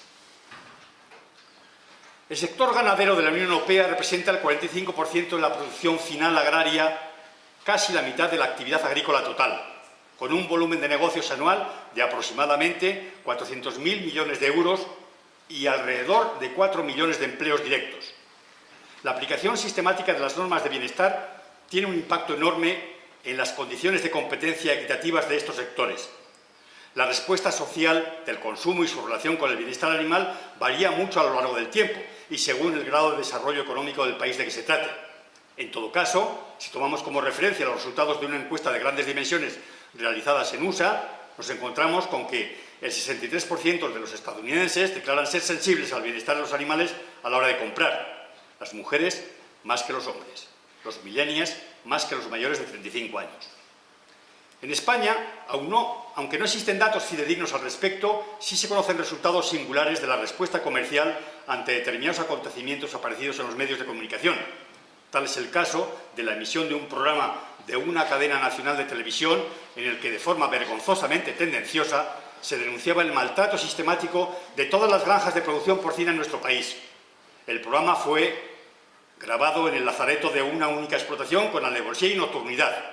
Se sacaron conclusiones generales de situaciones particulares de animales enfermos. Aunque la situación fue justificada por profesionales veterinarios, denunciando que las imágenes respondían exclusivamente a animales aislados en cubículos de una enfermería o lazareto, aunque la patronal del sector salió en defensa de la empresa, aunque la propia ministra de Agricultura en el momento intervino en varios medios, el daño infligido al sector fue tremendo. No solo disminuyó de forma muy significativa en los meses siguientes al evento el consumo per cápita de carne fresca de porcino en España, sino que las potencialidades de exportación se vieron muy comprometidas. Algunas estrategias de corrección de daños siguen en la actualidad consumiendo recursos y demostrando al mundo el rigor del modelo español. La Sociedad Mundial para la Protección de los Animales adjudica a la comunidad veterinaria el papel de guardianes del bienestar animal. En la actualidad, la Unión Europea tiene una implicación muy relevante en dicho campo, que se evidencia en el mantenimiento activo de las diferentes estrategias recogidas en una compleja página web diseñada al respecto. El concepto de bienestar animal está garantizado por el Tratado de Funcionamiento de la Unión. Más de 2.000 veterinarios reciben, por parte de la Unión Europea, formación en el campo del bienestar animal. Se pone en marcha una plataforma ad hoc desde el año 2017 con el objetivo de organizar las interrelaciones con las diferentes instituciones supranacionales implicadas en este campo y promover el diálogo entre autoridades competentes, las empresas, la sociedad civil y los científicos sobre cuestiones de bienestar animal. Se establece el Centro de Referencia de la Unión, conformado por 2 instituciones de investigación en producción animal en Holanda y Alemania, y el Departamento de Producciones Animales, Ciencia Animal de una universidad danesa. Se abordan extremos reales del bienestar animal en las explotaciones o granjas de producción y también durante el transporte y en el entorno del sacrificio matadero, y otros muchos aspectos relacionados con los animales de laboratorio o experimentación, animales silvestres, etc. Por encargo del Parlamento Europeo, un profesor del Departamento de Medicina Veterinaria de la Universidad de Cambridge ha efectuado en el 2017 un estudio de las políticas y normativas implementadas por la Unión Europea en el que se desarrollan conceptos como el de una salud, un bienestar. Se aportan también algunos datos estimados del número de animales de las distintas especies útiles al hombre susceptibles de alguna intervención reglada. Las normas de bienestar de la Unión Europea en vigor desde hace varias décadas son las más estrictas del mundo y sus objetivos forman parte de la política agraria común. Las acciones de la Unión Europea en esta materia se derivan de 4 fuentes principales, cada una con su propio mecanismo de control, a saber, la investigación científica y su proyección sobre la legislación, las normas y controles de condicionalidad, el compromiso de apoyo al desarrollo rural y las certificaciones de calidad o etiquetado de los sistemas privados. La política agraria común contribuye a los objetivos de bienestar animal mediante la condicionalidad, vinculando la mayoría de los pagos de la PAC a los agricultores y ganaderos al cumplimiento de unos requisitos mínimos. La mayor fuente directa de financiación de la Unión Europea para actividades de bienestar animal responde al epígrafe «Pagos en favor del bienestar de los animales del desarrollo rural». El Comisario Europeo de Salud y Seguridad Alimentaria declara que la Unión Europea está en la vanguardia del tema a nivel mundial, creando un efecto faro en la definición y mejora de las normas de calidad, normas de bienestar en todo el mundo. En un nivel administrativo menor, esto es en el ámbito regional, suelen adaptarse las normas de cada Estado miembro de la Unión, en ocasiones con importantes sesgos o deficiencias. Así, la región de Valonia de Bélgica aprobó el pasado mes de octubre el código correspondiente. Confiesa que es el más avanzado del mundo. Contempla sanciones sin precedentes para el maltrato animal con penas de entre 10 y 15 años de cárcel y multas de hasta 10 millones de euros. En España, el delito de maltrato animal reformado y endurecido en el 2015 considera penas máximas de 18 meses de prisión. España tiene, además de la legislación nacional, 17 leyes de protección animal de comunidades y 2 reglamentos de ciudades autónomas. Algunas del 91 y 92 obsoletas y alguna otra con pocos meses de vida muy cuestionadas. Hace un par de meses entró en vigor la Ley de Protección Animal de La Rioja. Entre las múltiples novedades de esta ley cabe resaltar la prohibición del sacrificio de animales domésticos, salvo por motivos de sufrimiento o situación clínica irreversible, la obligación de comunicación de muerte de animales de compañía mediante emisión de certificado veterinario especificando si existe indicio de violencia, la prohibición de la venta de animales entre particulares, la esterilización obligatoria en cualquier transacción, venta, cesión, adopción en centros de acogida, etcétera, etcétera, y muchas más. Numerosos colectivos y asociaciones se han manifestado en contra de la norma aprobada. El efecto pendular y el bienestar animal. La dinámica de nuestras relaciones con los animales está evolucionando de forma extrema, desde la máxima explotación en los sistemas más intensivos de producción, los animales máquina, a las mayores manifestaciones de repulsa a las empresas que producen o comercializan productos animales. Hay multitud de ejemplos al respecto, algunos muy singulares y ajenos a toda lógica de supervivencia de la especie, la humana, claro. Así, ante unas lluvias impertinentes en Centro Europa, con desbordamientos de los ríos más importantes, se produce una subida del nivel de las aguas del Sena y, consecuentemente, en el subsuelo de París. Los miles y miles de ratas que colonizan las cloacas afloran, por supervivencia, a la superficie de la capital francesa, y con gran alivio de su población se organiza una exterminación generalizada de tales efectivos. La respuesta de indignación y repulsa de algunos colectivos es brutal. Animalicos de Dios. Cuando vemos en la Gran Vía de Madrid a grupos de gente haciendo scratches con pancartas delante de algunos de los establecimientos pertenecientes a la cadena Museo del Jamón, con gritos desaforados como "el cerdo no es jamón" o "cerdo muerto merece la prisión", nos sorprendemos porque dista mucho de lo que hace pocas décadas nuestros abuelos reflejaban con el refrán de que del cerdo hasta los andares. Con carácter general, podríamos afirmar que todos somos animalistas pasivos, particularmente los veterinarios. Pero cada vez crece más el colectivo integrado en los animalistas, en los denominados animalistas activos. Y además, el trasvase de este colectivo a los conocidos como animalistas beligerantes comporta un cierto peligro de desequilibrio. Sirvan como ejemplo las recientes actuaciones de grupos incontrolados frente a la fachada de la sede del Colegio de Veterinarios de Madrid, con manifiestos insultantes ajenos a toda verdad objetiva. Hasta en el léxico se ha colado la presión animalista, condenando dichos del refranero más popular como "no seas burro" o "fueron felices y comieron perdices". Al parecer son expresiones degradantes para los burros y mucho peor para las perdices. Pérez Reverte, con la ironía del profesional del lenguaje, propone alternativas tales como "fueron felices y no tuvieron lombrices". Hay que cambiar el léxico para no molestar a los animales. En los últimos tiempos aparecen manifestaciones drásticas al respecto. Crecen las situaciones de difícil comprensión. Así, cuando profesionales con formación específica y rigor científico declaran que los niveles de bienestar de determinados colectivos animales son dignos o excelentes, cuando en la prensa se divulgan algunos resultados con titulares como "el 97% de las granjas aprueban el bienestar animal según un estudio de la Facultad de Veterinaria", en otros ámbitos, presumo que impregnados de desconocimiento, con más sentimiento que razón, con la ideología como método científico, se denuncia el sufrimiento de las vacas al sentir que se les roba el alimento de sus crías. Pero ni más, la conjunción de animalismo y feminismo extremos nos pone en el abismo de lo increíble. Llevan años denunciando la crueldad que supone el consumo de leche por parte de los seres humanos. Su argumento principal es que el hombre es el único animal que consume leche de otra especie y consideran que se trata de un producto propiedad exclusiva de los terneros. Desde hace una década se está extendiendo la religión, en el sentido más pedestre del término, de acompañar a los animales de granja a superar, soportar el trance del sacrificio. Caricias, el postrero trago de agua, rituales de un cariño aparente son los gestos que se han introducido en nuestro país desde el universo luterano anglosajón, el mundo del rigor protestante, en los últimos meses. Pero esto no acaba aquí. Aunque parezca una broma, todos los años, en el otoño-invierno, se recoge la aceituna. Se produce el rito del canto del poeta Miguel Hernández, "Andaluces de Jaén, aceituneros altivos, decidme en el alma quién levantó los olivos". Pues bien, a la hora de proceder a la recogida de la aceituna mediante el procedimiento milenario del vareo, hay agrupaciones que se sienten concernidas, intimidadas, agredidas.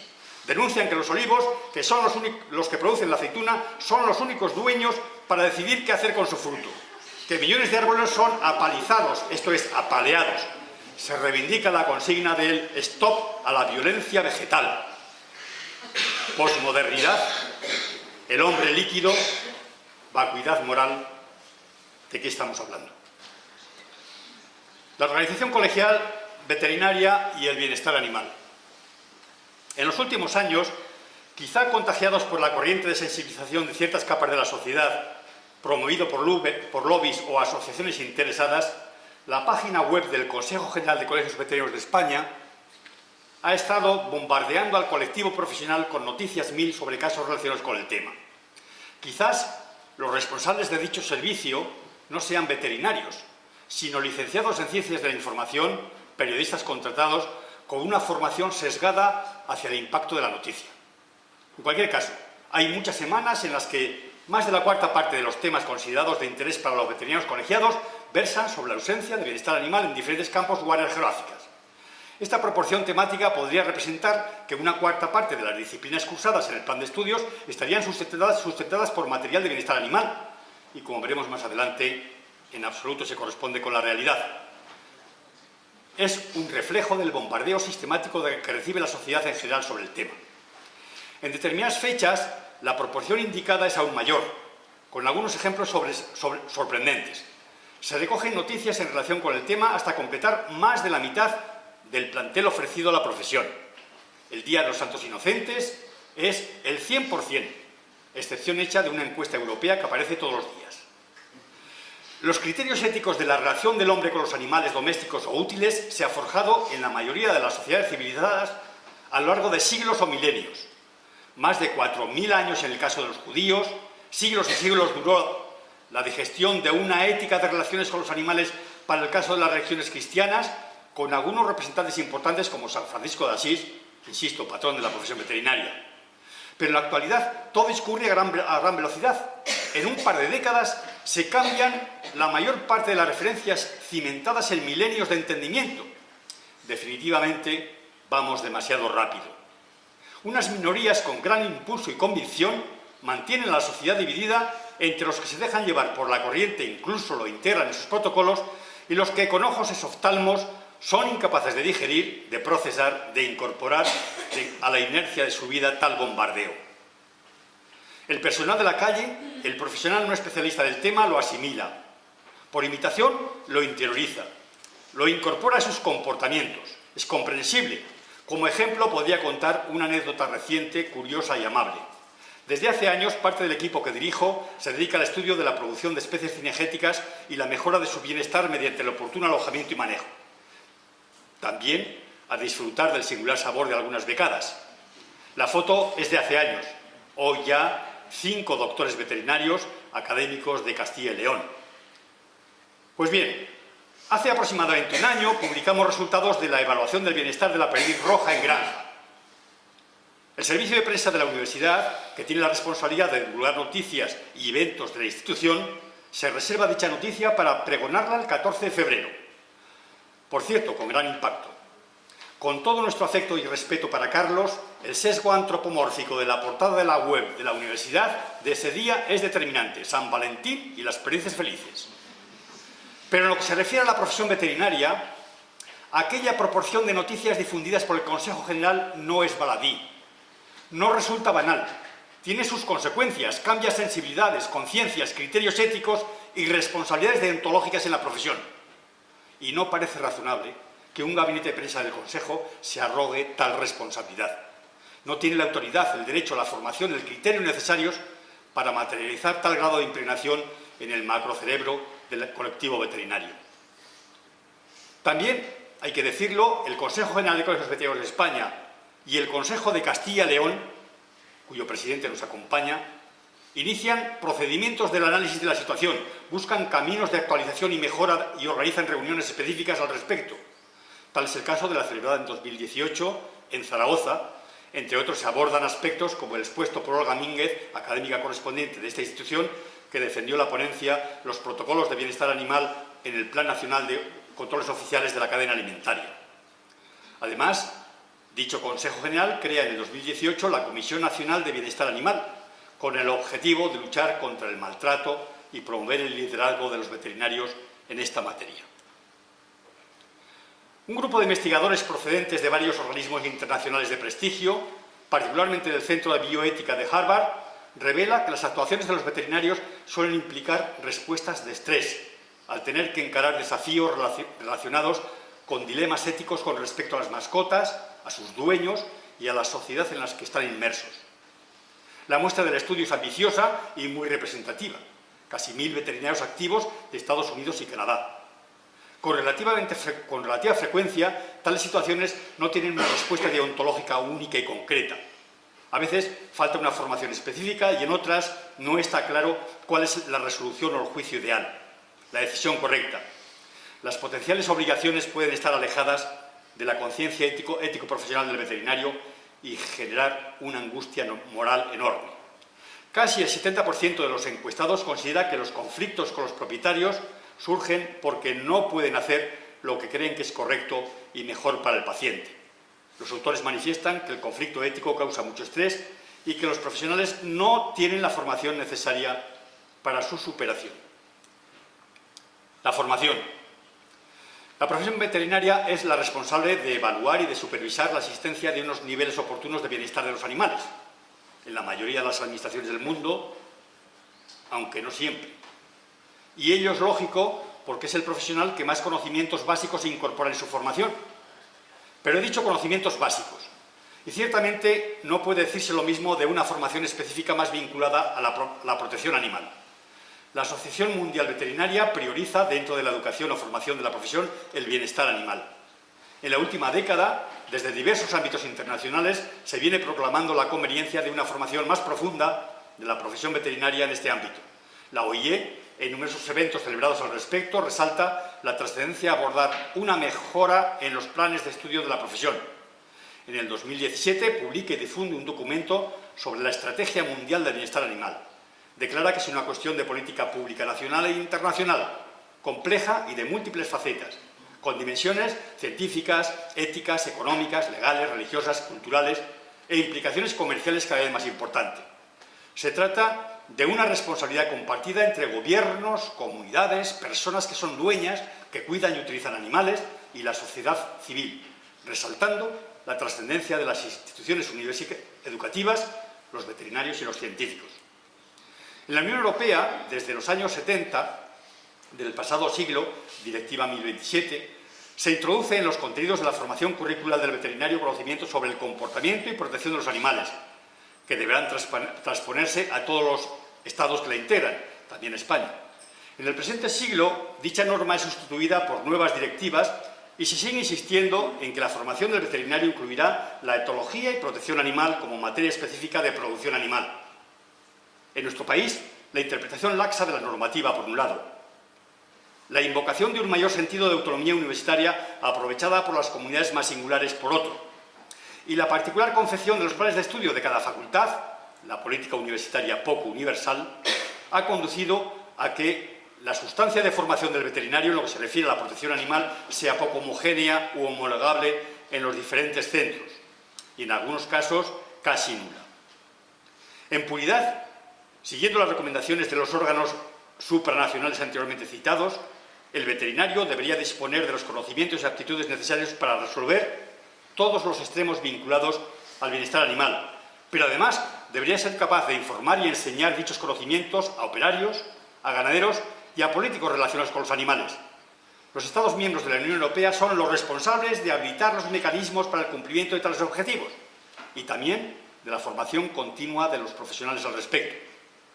Llegados a este punto, cabe preguntarse si en nuestro país los segregados veterinarios salen al mercado con tales conocimientos, si han desarrollado las oportunas aptitudes y si los antiguos colegiados disponen de alguna oportunidad oficial de reciclarse periódicamente.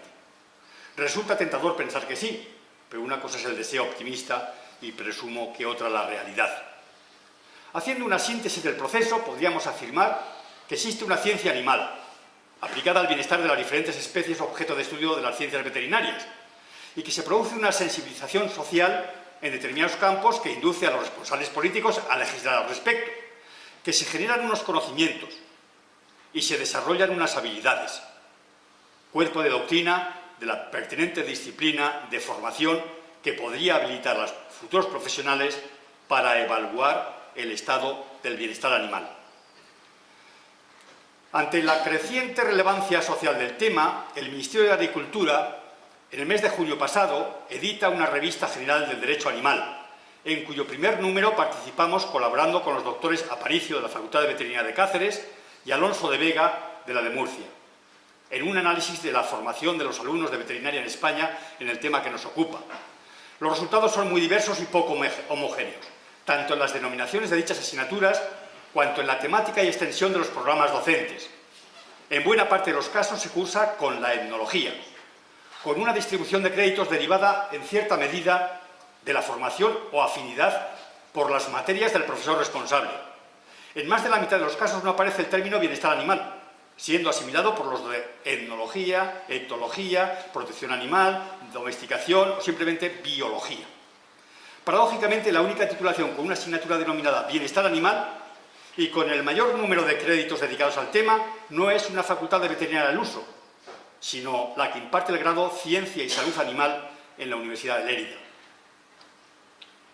En un reciente estudio del 2018, titulado Veterinaria 2030, en el que se analizan los principales retos del futuro de la profesión veterinaria, se concluye que es necesario completar la formación con conocimientos de gestión empresarial, desarrollar la especialización en diferentes ramas disciplinarias y liderar el desarrollo del bienestar animal.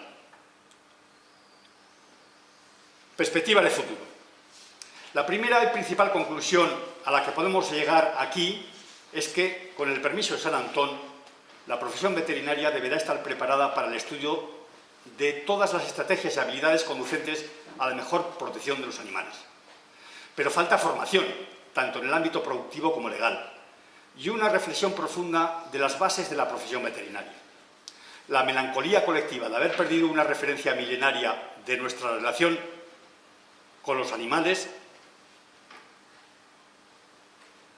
nos desnorta, nos aturde, nos crea frustración e inseguridad de futuro profesional. Agarrados a una mayor formación, descenderemos de la ingravidez a las mejores expectativas de satisfacción personal y colectiva. Una formación científica seria y objetiva, alejada de las modas y sensiblerías de los lobbies interesados, deberá conducir nuestro futuro. También se necesita más desarrollo científico. Se constata la falta de indicadores válidos, particularmente en zoológicos, en producciones alternativas o en especies raras. Se impone la modificación de los planes de estudio, evitando la discrecionalidad de cada centro, combatiendo la heterogeneidad del número de créditos, temas y contenidos de los programas impartidos. En tanto la pesada maquinaria universitaria no salga del interés de promoción de algunos grupos y de una apatía o pereza adanita, el Consejo General debería promover una formación continua complementaria y dar asesoramiento profesional a los veterinarios colegiados.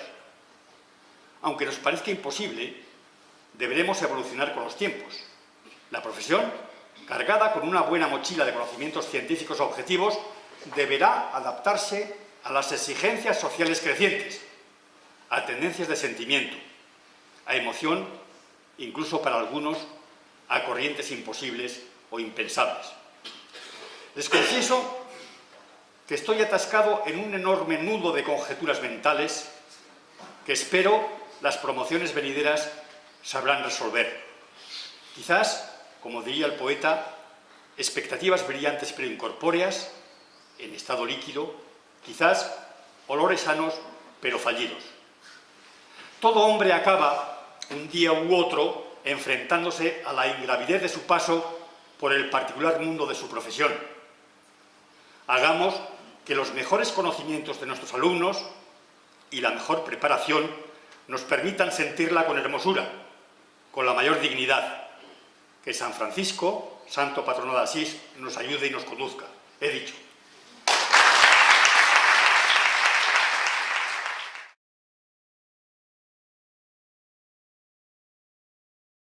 Buenas tardes, muchas gracias, presidente de la Academia de Ciencias Veterinarias de Castilla y León, presidente del Consejo de Colegios Veterinarios de Castilla y León, académicos, autoridades, profesores, compañeros, veterinarios y distinguido público. para mí es un poco complicado, después de escuchar a gente con tanto conocimiento, pues hacer unas pequeñas reflexiones. Sí que debo en primer lugar felicitar a la Academia por la elección del tema de esta apertura del curso, tema muy interesante, perfectamente reflejado, y felicitando al académico por su brillante intervención. Y también, como me olvidé de lo que he dicho antes, quiero trasladar el sentir que ha tenido la consejera en no poder acompañarnos hoy con nosotros en esta apertura del curso. Ella es conocedora al 100% de la importante labor que realiza el veterinario en este importante sector que es el agropecuario y el de la industria alimentaria. Dicho esto, pues voy a hacer tres pequeñas reflexiones, o voy a tratar tres temas, que los voy a enfocar en un conjunto de temas que van a tratar del sabor, una segunda parte que va a tratar de la salud y una tercera parte que va a tratar del saber. Cuando hablo del sabor, quiero hacer un análisis de situación de dónde se encuentra Castilla y León en lo que se puede referir a la producción animal. Todos hemos oído hablar de que Castilla y León es el granero de España, y efectivamente lo es. Es líder absoluto en producción de cereales, cebada, trigo, maíz, especialmente la provincia de León, en cultivos industriales como la remolacha, como la patata, y en algunos otros que, aunque no sean en gran cantidad, pues son muy emblemáticos. En León el lúpulo, o en ciertas zonas más arenosas el plantón de fresa. Pero pocas veces hemos oído, quizá porque no ha habido un literato, no hemos tenido esa magia literaria de decir que Castilla y León lo que realmente es la granja de España. Y lo voy a relatar. Independientemente de ese 45% que decía de producción de valor añadido bruto que tiene la Unión Europea, productos animales, en Castilla y León pasamos ese 50% y estamos un 10% por encima de lo que es la media nacional en referente a las producciones animales. Somos líderes en cabezas de vacuno, somos líderes en la producción de leche de ovejas, segundos en la producción de leche de vaca. Si cogemos el sector porcino, si es de capa blanca, tercera posición; si es de capa negra, segunda posición. Somos líderes en cunicultura, somos líderes en número de colmenas, somos líderes en acuicultura continental, somos líderes también en número de cabezas de pino, y además también somos líderes en la producción de piensos. Yo también recuerdo que esta situación es lo primero que nos ponían en nuestras clases. Vicente, que he tenido el honor de estar escuchando cuando era más joven, y nos poníais esa transparencia en ese aparato que ya entiendo que estaba guardado y que no fallaba como hoy, pero que en esos acetatos la primera página era el lugar que ocupábamos en esas producciones. Con mucha felicidad recuerdo algunos, y hemos avanzado en ese ranking, nos hemos puesto por delante. Hoy somos la envidia en un sector tan competitivo como es el porcino, por cierto, no auxiliado por fondos. Bueno, que tengamos esta postura, que tengamos esta posición en Castilla y León, no es fruto de la casualidad, es fruto de la profesionalidad de nuestros agricultores y de nuestros ganaderos, y, por qué no decirlo, de la profesionalidad de los veterinarios que han estado guiando, que han estado asesorando, y que esperemos que siga haciéndolo. Es un dato de orgullo para nosotros, para los castellanos y leoneses, ocupar esa gran variedad de producciones en situaciones de liderazgo, pero al mismo tiempo que es un orgullo, es una gran responsabilidad. Esto nos obliga a seguir profundizando, a seguir liderando, y a los veterinarios especialmente, esta posición en lo que es el panorama de un mercado tan competitivo como el que tenemos ahora. Quiero hacer con vosotros una reflexión muy lógica, y es, siendo líderes, teniendo una industria alimentaria que también ocupa posiciones de liderazgo, la tercera por detrás de Cataluña y Andalucía, con sectores como el cárnico, como el lácteo, como el de las cereales, las galletas, harineras, que también ocupan posiciones. Somos en esta comunidad aproximadamente 2,5 millones de habitantes. En Andalucía son 8,4 y en Cataluña 7,4. Si dividimos las cifras del valor añadido bruto que genera nuestra industria alimentaria, si añadimos las UGMs o las cabezas o las explotaciones que tenemos por el número de habitantes, nos daremos cuenta que tocamos a muchas explotaciones y que tocamos a muchos euros producidos por nuestra industria. Y esto es un indicativo de la ruralidad de Castilla y León en este sector. Algo de lo cual hay que sacar otra conclusión, y que es que obviamente los castellanos y leoneses no nos comemos lo que producimos. Como dicho de otra manera, nuestras producciones tienen que salir fuera de nuestras fronteras, en un término general que podríamos decir de exportación. Y para salir a esas fronteras no nos queda otra que ser competitivos y tener esa calidad que nos demandan nuestros consumidores.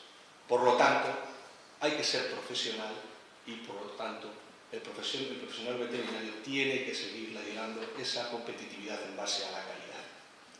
Con esto cierro el capítulo del sabor, porque también decimos desde la Consejería que Castilla y León es la despensa de Europa. Tenemos 69 figuras y marcas de calidad que también denotan esa singularidad y que, por lo tanto, denomino con este capítulo que cierro del sabor. El segundo era el de la salud. ¿Qué decir de la salud y que sea más, o de la sanidad animal más, que pueda identificarse más con la profesión? ¿No?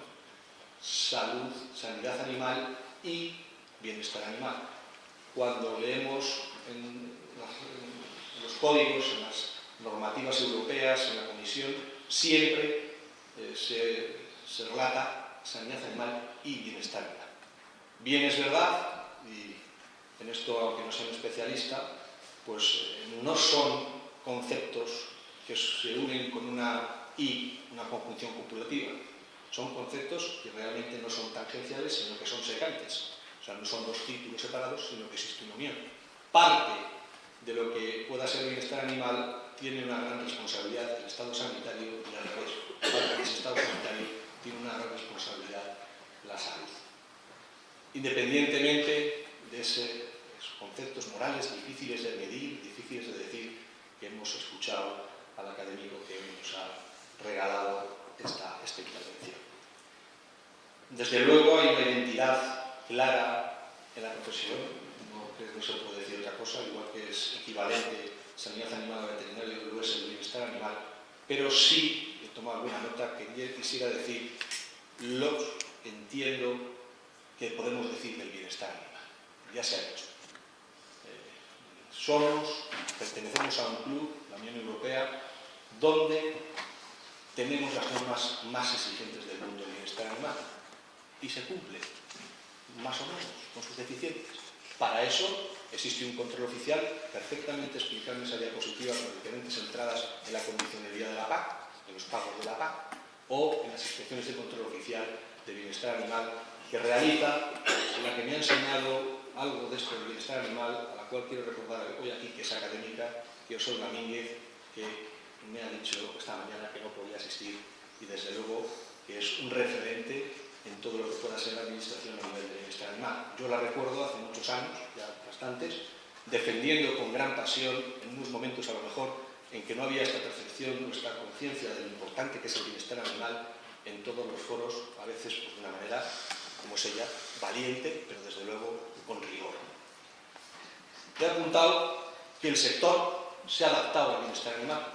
También he visto alguna foto de algún representante de alguna asociación que salió en la presentación, donde nos comentaban lo difícil que iba a ser adaptarse a las normas que estaban surgiendo en la Unión Europea en cuanto a espacios o en cuanto a la libertad de los animales. Como he podido escuchar también en el premio que se ha entregado, esta misma persona ahora está defendiendo que gracias a que ahora los animales están un poco más sueltos y tienen una cierta libertad de movimientos, crecen más, tienen una mayor ganancia. Y al principio era un hándicap. Con esto quiero decir que tenemos que, de alguna manera, la profesión pasar de lo que es la cómoda tradición, se ha hecho siempre así, esto está, ya lo sabemos, a la incómoda innovación o la incómoda o laboriosa actualización de todos los parámetros. Quiero decir, y es lo que en este sentido se ha expuesto en el trabajo, es que muchas veces el llegar a esos conceptos son oportunidades para el sector. Y en este caso, en Castilla y León, creo que tenemos grandes oportunidades para que el bienestar animal sea una oportunidad de ser más competitivos. Sin lugar a duda, los consumidores hoy valoran muchísimo, esos consumidores con determinados alimentos, valoran cada vez más esa calidad social que aporta el bienestar animal y que yo creo que sí que están dispuestos a pagar. También se habla del concepto ecológico. Bueno, pues los que viajamos alguna vez cuando tenemos tiempo libre y aprovechamos para salirnos de España, entre otras cosas, para poder decir no puedo ir a la oficina porque estoy en Oslo o estoy en otro sitio, que a veces nos ocurre, vemos con envidia o apreciamos con envidia cómo otros países reflejan en sus alimentos esos condicionantes de bienestar con una mayor profusión y de producción ecológica. Yo soy un firme defensor de la producción ecológica, que debe convivir con la convencional, no hay ningún problema. Pero desde luego que existe una deficiencia por parte del sector en concienciarse, en abrir la mente para producir de una manera más respetuosa con el medio ambiente y de una manera más sostenible.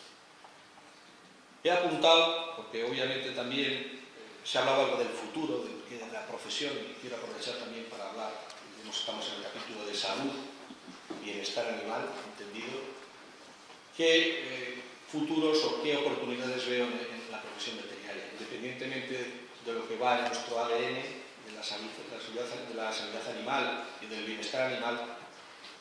El bienestar animal sigue siendo un tema en el cual hay que seguir avanzando y con mucho futuro para los profesionales. Sigue siendo, hemos visto normas que tienen más de 20 años y se llevamos hablando del bienestar, pero creo que tenemos un recorrido y hay una gran oportunidad para la profesión. Del mismo modo que la sostenibilidad, llevamos muchos más años hablando de la sostenibilidad, pero creo que sigue teniendo mucho futuro. Obviamente, quiero también hacer una mención a las tecnologías, a la ganadería 4.0, que es como llamamos ahora, el blockchain, a la big data, todos estos conceptos que deben incorporarse, si no es en el desarrollo curricular, sí en formaciones posteriores. Y voy a contar una pequeña anécdota.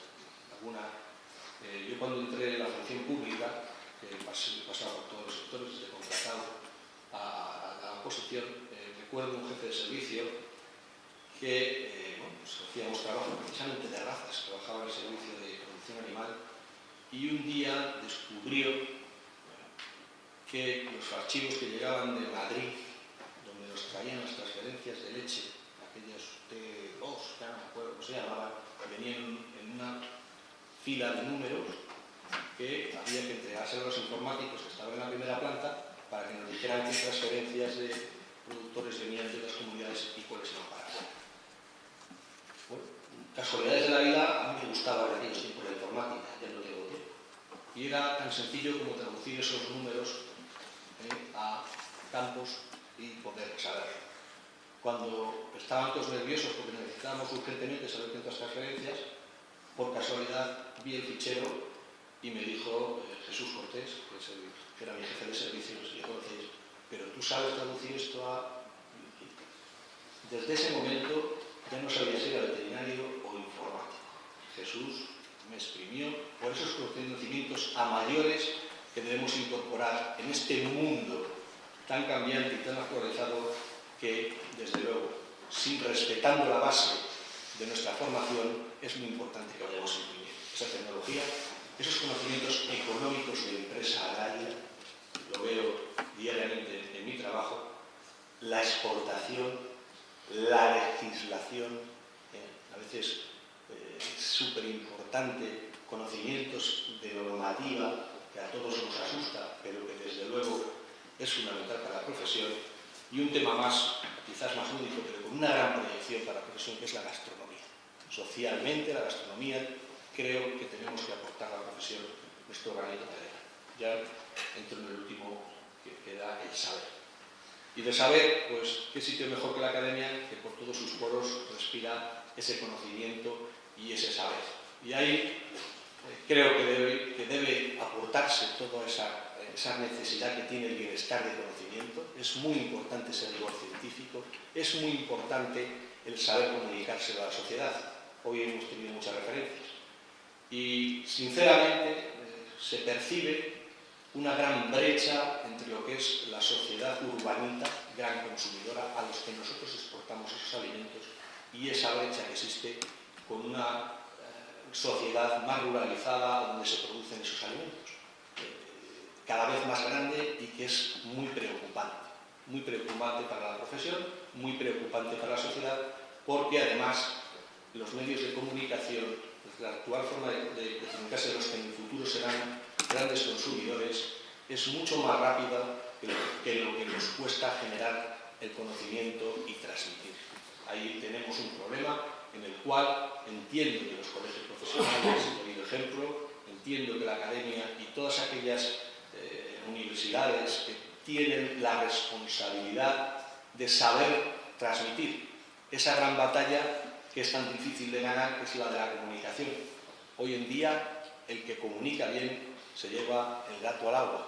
Y cuántas guerras, no quiero hacer reflexiones de otros campos, han ganado por la comunicación.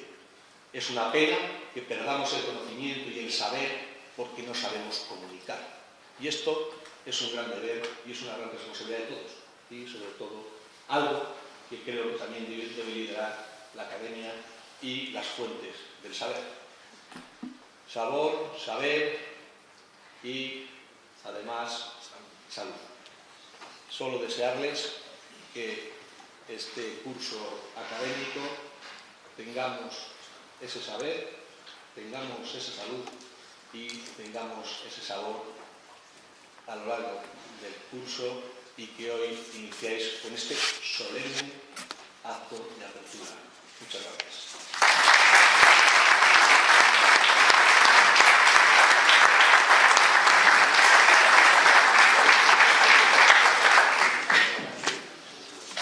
Bueno, pues me corresponde a mí cerrar en principio este acto.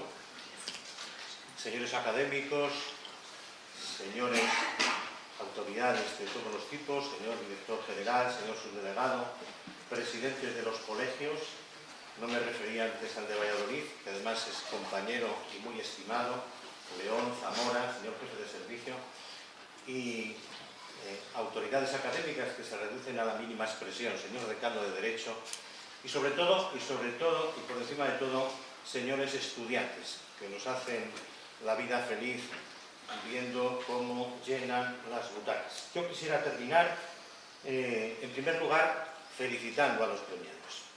A Ainhoa, que representa además a Isabel y a Carlos, José Manuel e Isabel.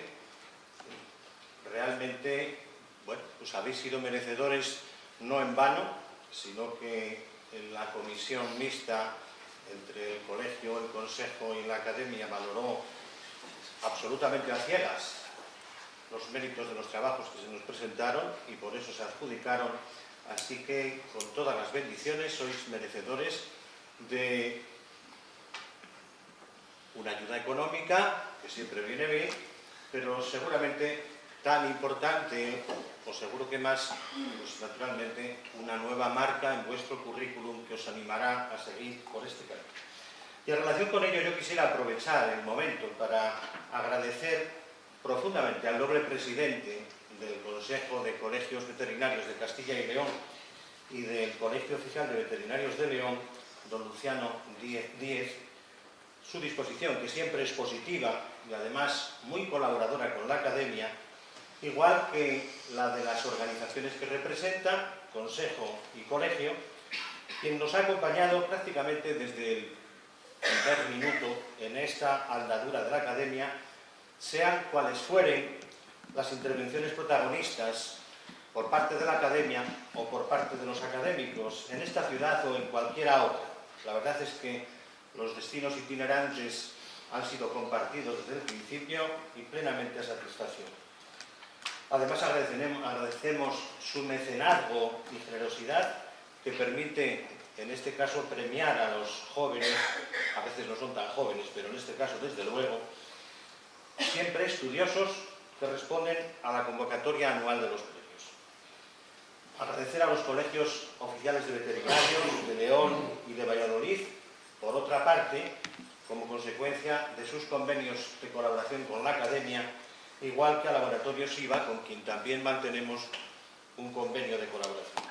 Y, naturalmente, agradecemos a la Universidad de León, el señor rector se tuvo que ausentar, que no es ni más ni menos que nuestra casa madre, donde nos ubicamos, donde está nuestra sede. Le agradecemos todas las facilidades que permanentemente nos vienen proporcionando, tanto la universidad en general como su personal, especialmente algunos de los grupos, que nos hacen más sencillo nuestro trabajo y las actividades de la Academia. Y al resto de instituciones, cuyos representantes nos apoyan con su presencia y testimonio, que por cierto no son muchas, seguramente debido a la recargada agenda de sus responsables, sean estos domésticos, locales, municipales, provinciales, incluso autonómicos, que lamentablemente no pueden asistir a menudo a nuestros eventos como consecuencia de compromisos adquiridos con anterioridad.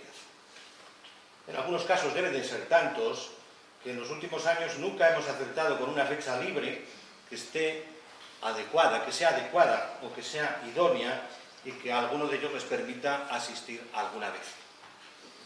Tal vez habría que recordar aquí que la Academia de Ciencias Veterinarias de Castilla y León es la única de las 7 academias de la comunidad autónoma que tiene su sede en nuestra ciudad, ubicación a la que sin duda aspirarían otras ciudades de la comunidad autónoma y que representa un punto de encuentro con la cultura y que no es exclusivo de las ciencias veterinarias, como hemos demostrado ya muchas veces. En el siempre mejorable panorama sociocultural de nuestro ámbito profesional y geográfico, que por propia definición se extiende a un variado grupo de ciencias afines, igual que a cualquier otra cuestión de actualidad que sea considerada de interés por los académicos y la Junta de Gobierno. Naturalmente que toda regla tiene sus excepciones y además estas son especialmente honrosas, desde luego, pero no les quepa a ustedes ninguna duda que nosotros seguiremos insistiendo, intentando mejorar cada día nuestras actividades para ganar en competitividad y atractivo general y científico como prueba de nuestra voluntad de servicio a las ciencias veterinarias y a la sociedad de Castilla y León. No debo olvidarme de felicitar al profesor Gaudioso Lacasa, académico de número de esta corporación y presidente de la sección de Zootecnia y Medio Ambiente, por el magnífico discurso-lección de apertura que se relaciona con una cuestión que representa un tópico ya clásico de nuestra actividad, tan directamente identificado e imbricado con las ciencias veterinarias que en estos momentos es centro de atención en todas las reuniones y debates profesionales y que, como acabamos de ver, ha sido distinguida con uno de los premios de la Academia. A propósito de ello, debemos hacer referencia necesariamente a que en la reunión de las Academias de Ciencias Veterinarias celebrada el año pasado en Barcelona, el bienestar animal ya fue centro de atención particular, ya que entre las tomas de posesión en nuestra Academia ha sido objeto de atención preferente también por parte no de uno, sino de varios académicos. En la lectura del señor secretario de la memoria del curso pasado ya se dio noticia de ello, pero simplemente recordar que en el mes de mayo se celebró en la Facultad de Veterinaria una mesa redonda sobre el bienestar animal en la que intervinimos 4 académicos, a la que se unió el señor presidente del Consejo de Colegios de Veterinarios de Castilla y León y presidente del Colegio Oficial de Veterinarios de León aquí presente, que tuvo una gran acogida entre profesores y alumnos, no solo de la Facultad de Veterinaria. Varios de los presentes felicitaron por la iniciativa y reclamaban más intervenciones en esa dirección, habida cuenta del interés, a veces la polémica, que constantemente se suscitaba en la opinión pública y que ponía de manifiesto la necesidad de más conocimiento. Hoy hemos recibido una buena dosis del mismo para abordar esta importante cuestión desde todos los puntos de vista y con todos los tipos de animales, sean de producción, de compañía, útiles, silvestres o salvajes.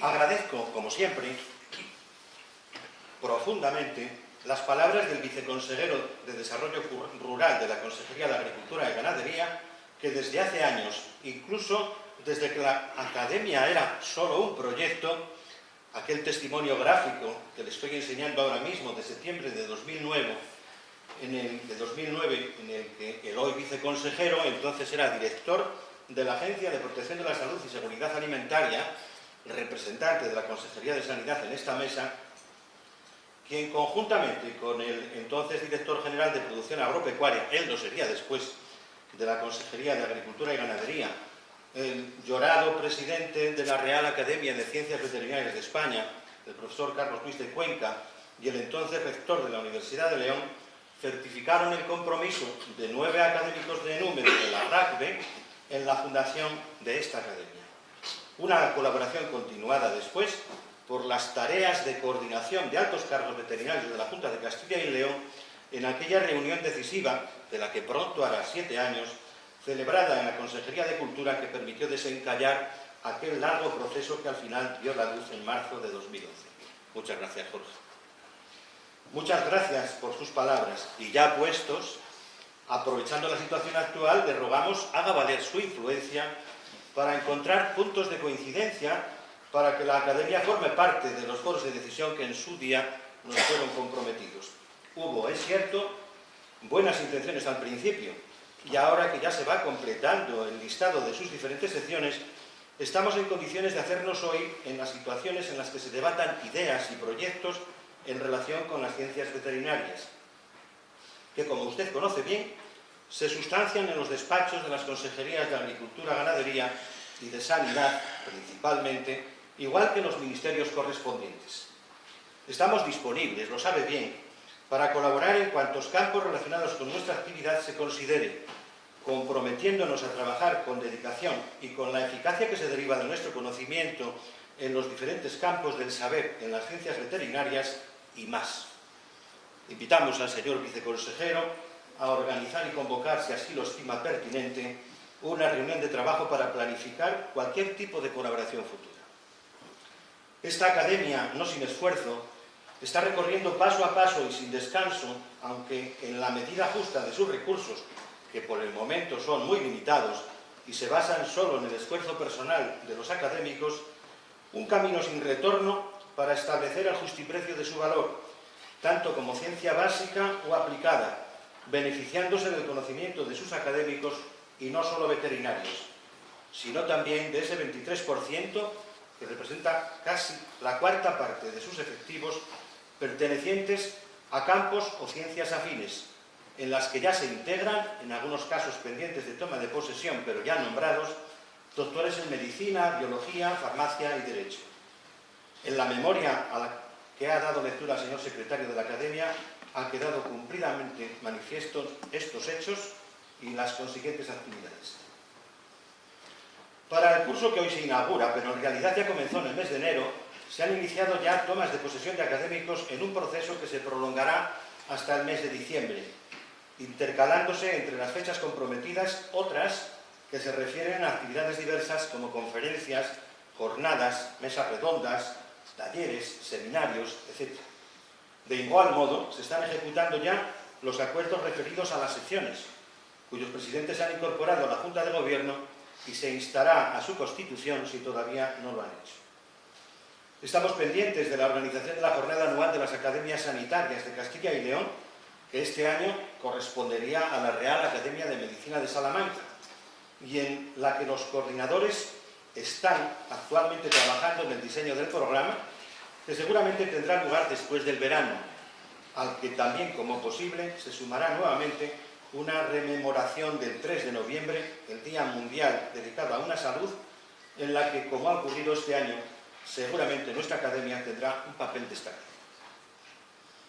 Se están dando ya los últimos retoques a la propuesta de reglamento de régimen interno de la academia y muy próximamente se pasará a información y alegaciones por parte de los académicos, previa para su aprobación a la Junta General, a la vez que se ha comenzado ya a trabajar en el manual de protocolo, con el fin de que sea incorporado como un anexo del anterior.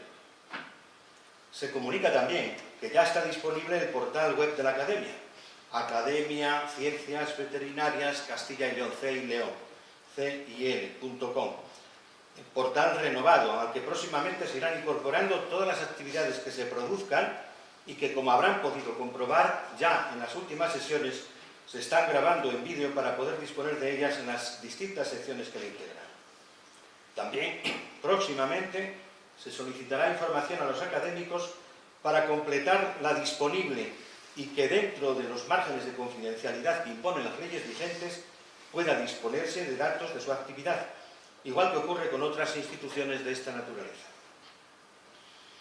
Los próximos 5 y 6 de abril se celebrará en Badajoz y Cáceres la 4ª Conferencia de Academias de Ciencias Veterinarias asociadas a la Real Academia de Ciencias Veterinarias de España, en la que se debatirá sobre importantes tópicos como seguridad alimentaria, gestión de residuos, enfermedades transmitidas por vectores o entomofagia, y donde nuestra Academia habrá de presentar iniciativa en relación con la celebración de la 5ª conferencia que se celebrará aquí en León el año próximo.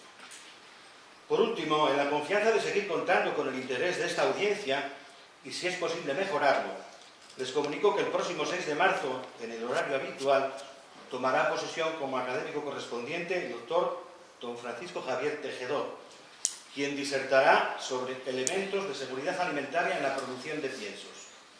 Le presentará en nombre de la Academia el doctor González Eguri. Y el 20 de marzo, en idéntico horario, lo hará el doctor don José María Eiros Bouza, como académico de número en el grupo de Ciencias Afines, quien disertará sobre la pandemia de gripe de 1918, reflexiones en su centenario, en la que yo mismo, en nombre de la Academia, realizaré su presentación y contestaré a su discurso. Y nada más. Ahora, si me lo permiten, hagan el favor de ponerse de pie, porque vamos a proceder en nombre del señor presidente de la Junta de Castilla y León a inaugurar oficialmente el curso 2019 de la Academia de Ciencias Veterinarias de Castilla y León. Muchas gracias.